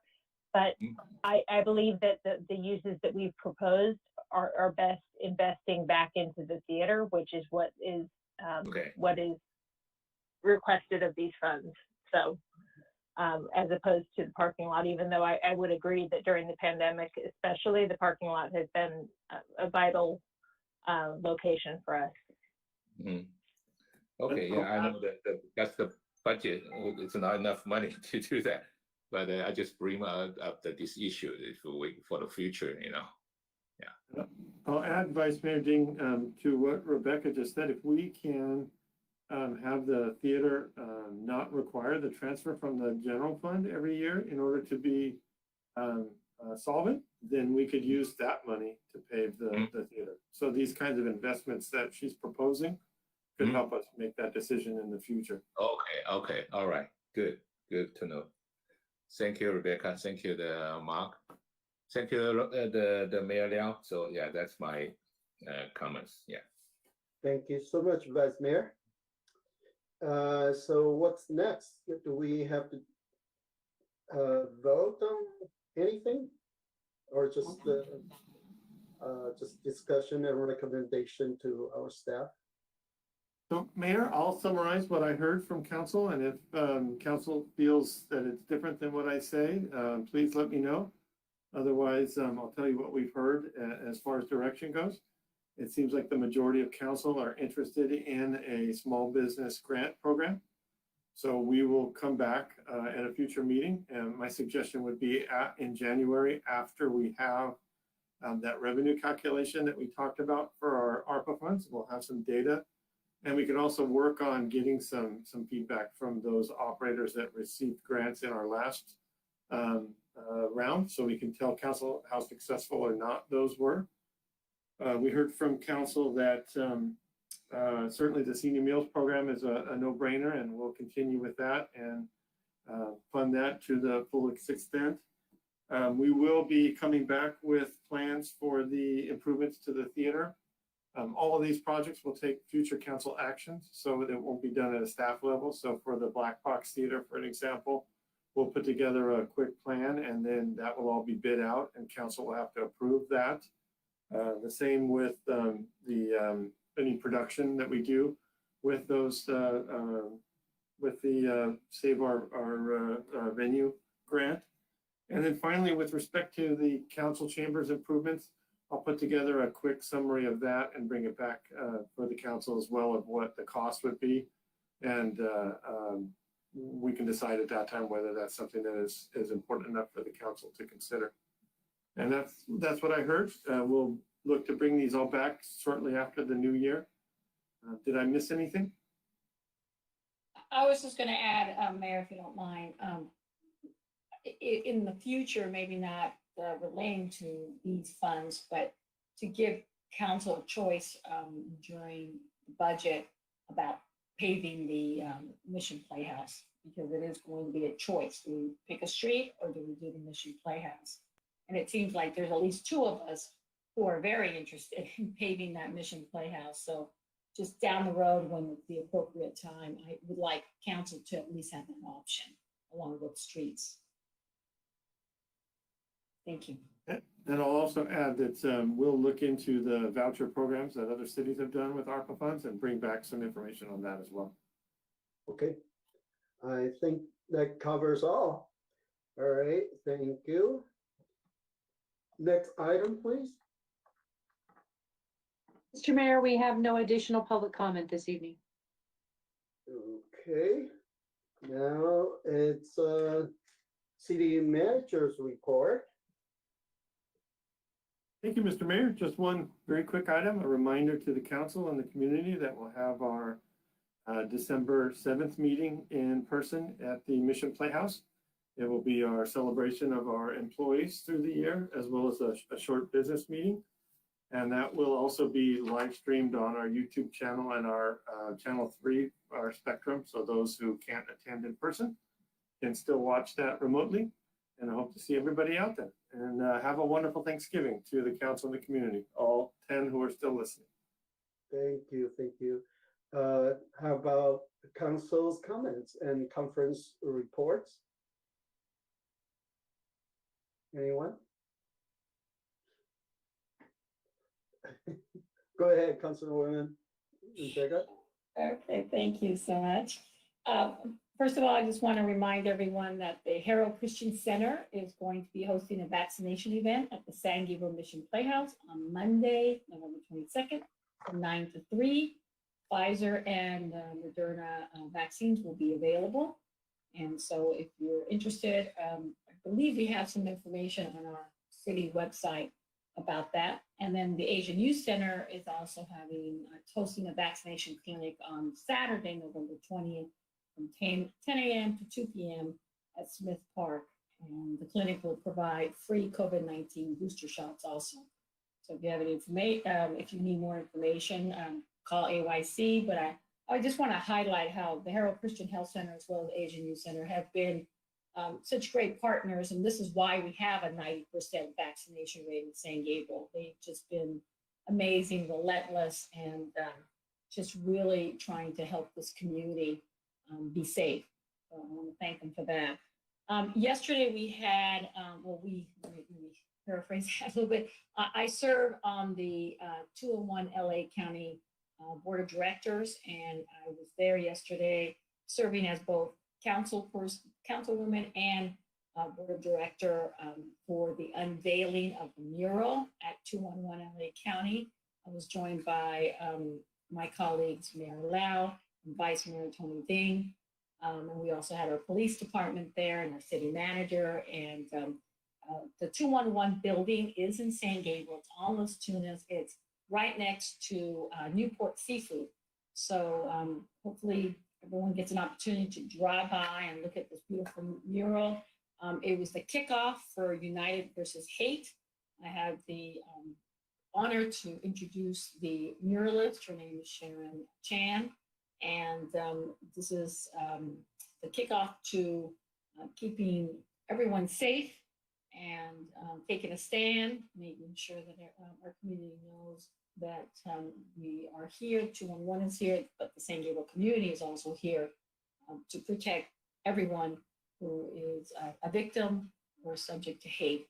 And it was a very special day. We had a lot of great speakers, we had celebrities, and 211 is a resource, not only for United versus Hate Week, but in so many different ways. Any kind of resource, it's a 24/7 referral service.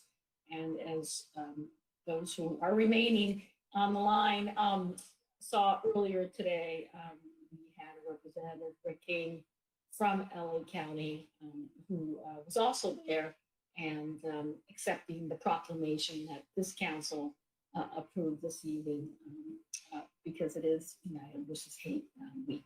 So thank you to everyone who made that possible. And that was all, Mayor. Thank you. Any others? Yes, Councilman Pope, go ahead. Thank you, Mayor. Yes, things are definitely opening back up and getting busier. I think we were all, or many of us were able to attend the Chinese American Film Festival and Chinese American Television Festival at our very own Sheraton 2 Fridays ago. So that was very nice. The next night was the Chinatown Service Center 50th anniversary gala downtown. So congratulations and thanks to the Chinatown Service Center. We also hosted, we were able to provide the Mission Playhouse as a venue for the Seniors Fight Back self-defense workshops. And that was a lot of fun. A lot of our longtime residents, or a few of our longtime residents also came and learned some very simple and effective self-defense techniques. And so many thanks to Seniors Fight Back for doing that. This past Saturday was a ribbon cutting by the YMCA of the West San Gabriel Valley, because they had new facilities and a new Kaboom playground that they're opening. And in part, the new facilities were made possible by a grant from the state through Assemblymember Ed Chow's office of $1.6 million.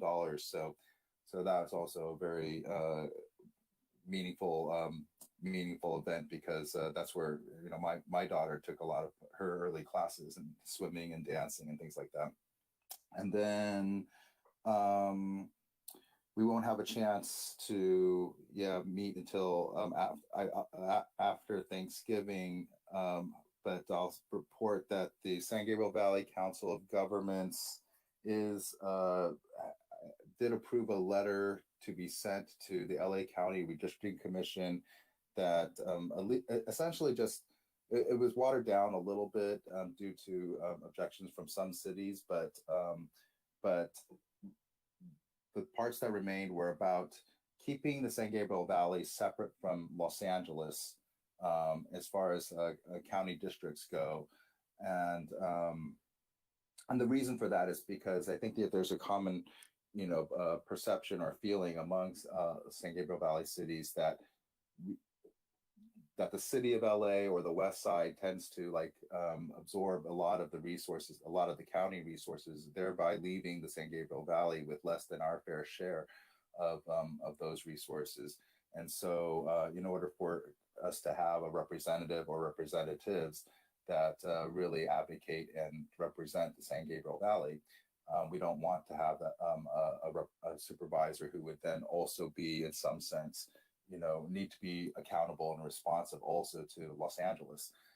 So that's definitely one point, but there is ongoing discussions, and there's also a lot of ongoing discussions about the congressional districts, because the current maps do divide the West San Gabriel Valley in half, and that would definitely create a dilution of our voice here in the West San Gabriel Valley, as we are a community of interest. And I think that we'll see. Tomorrow evening is a next meeting of the State Redistricting Commission, which does both the state legislative and congressional district lines. And we'll see if any of the public input has swayed them to keep the West San Gabriel Valley together in at least in one congressional district, so that, you know, whether it's representation or its funding opportunities, you know, our needs and interests don't get diluted into two separate districts, which could then become dominated by the needs or priorities of other areas.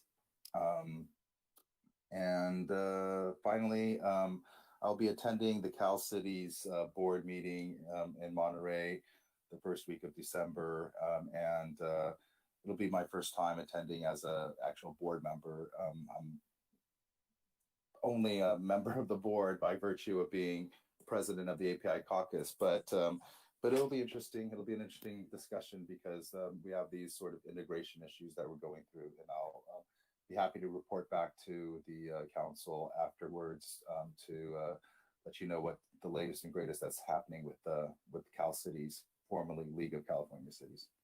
Thank you. Thank you, Councilman Fu. Any others? Any others to report? Yes, Vice Mayor Dean, go ahead. Okay, thank you, Mayor Liao. Yeah, okay, yeah, it's just like I attend the event like with the Councilmember Pu. It's a Chinese film festival holding on our Sheraton Hotel. they're good event, and they allow the film industry talking about the probably the interesting have the film with our city. I just promote our city. We have the last year we have the new guideline to welcome the film industry to our city. Make the film. It's friendly for the film industry. Yeah, and it's a good event. And also I attended the Chinese Chinatown Service Center. They have several locations. They also have the location with our San Gabriel on the Las Tunas. They provide on the pandemic. Also, they provide before vaccine is the testing, and after that they have vaccine too. They continue to do that. But I hear about it. They are grow up. They have the new location in the Alhambra and Rose. I think Rosemead. So I talked to them. You should find that they want to expand the more location. It's definitely still stay with our the San Gabriel City. They service our community already 50 years. It's a good event. And last Saturday, I have chance to attend the San Marino Chinese Club, the annual gala, and learning something. It's from their city, because the San Marino, the Chinese school, is provided Mandarin speaking training. Also can cooperate with like a city staff if our, so I already talked to Mark about that. Maybe, yeah, so encourage our city staff to, they told me like maybe 3 weeks, just a weekend, 3 weeks or 3 months, I forgot just verify the short class. So if our city staff it's really interesting, that I encourage that to attend this kind of class learning, especially because we have our community have a lot of the Chinese Mandarin speaking. They need help too. And another, it's also community member talk to me. I will need to ask him. I should ask him before. The San Gabriel, the village, on the village area, we have I think a bigger sign, and should have a light on that. The people living near there, they say that the light it doesn't work. So maybe Mark or Greg maybe can do the investigation, see how make this light, because especially on our holiday season, it's really help them, and I will going to, I expecting to go the December with the city staff, the community development, to go attend the conference at ISCS. I think, it's especially this conference will be have chance to invite the business development. It's coming to our city to investment. Hopefully I can learning something from this convention, and come back to report it.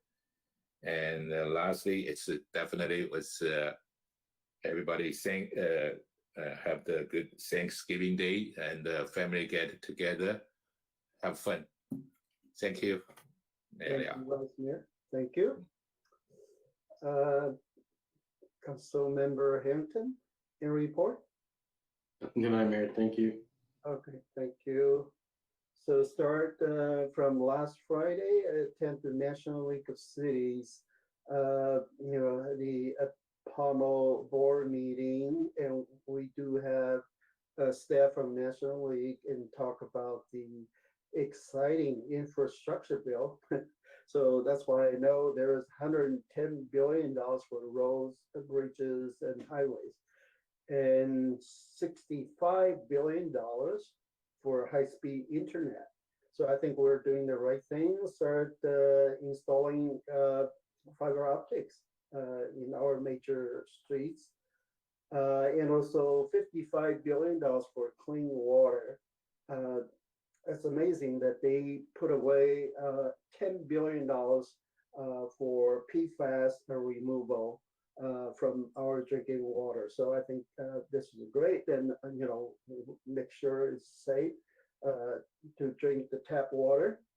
And also, I'm on the board of St. Gabriel Valley Water Board, and we have the upper district, the Tom Wolf, to talk about the county, recycle water project.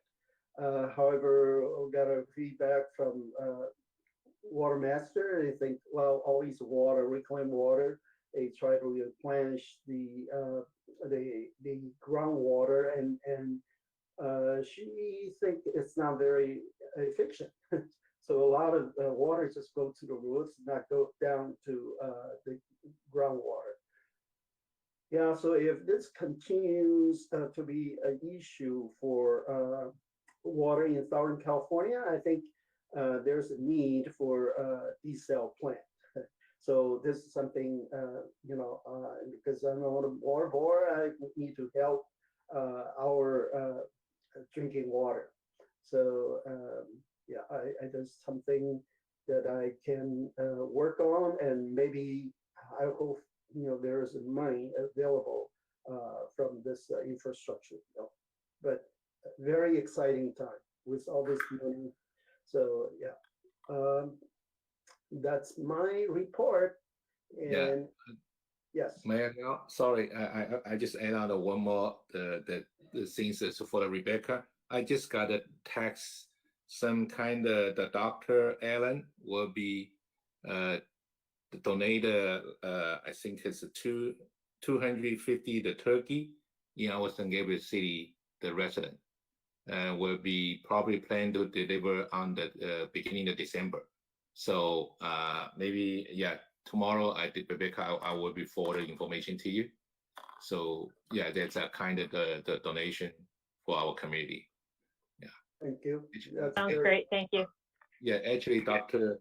Allen, it's because our San Gabriel Hope Line Club have the care fair, and they see that our community we do the very good service for our community.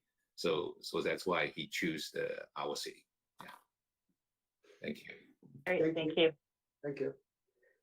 So I will adjourn this regular meeting till December 7th, 2021. The 6:30 meeting has been canceled because we're going to have a special meeting to be held at the Mission Playhouse. So this time is 7:30, and the date is December 7th. So hopefully everyone will be available to attend this in-person meeting, and again, it will be very exciting to see everyone in person. So I want to wish everyone has happy Thanksgiving, and be safe and be healthy. Thank you. And Thank you. Happy Thanksgiving, folks. Happy Thanksgiving, everyone.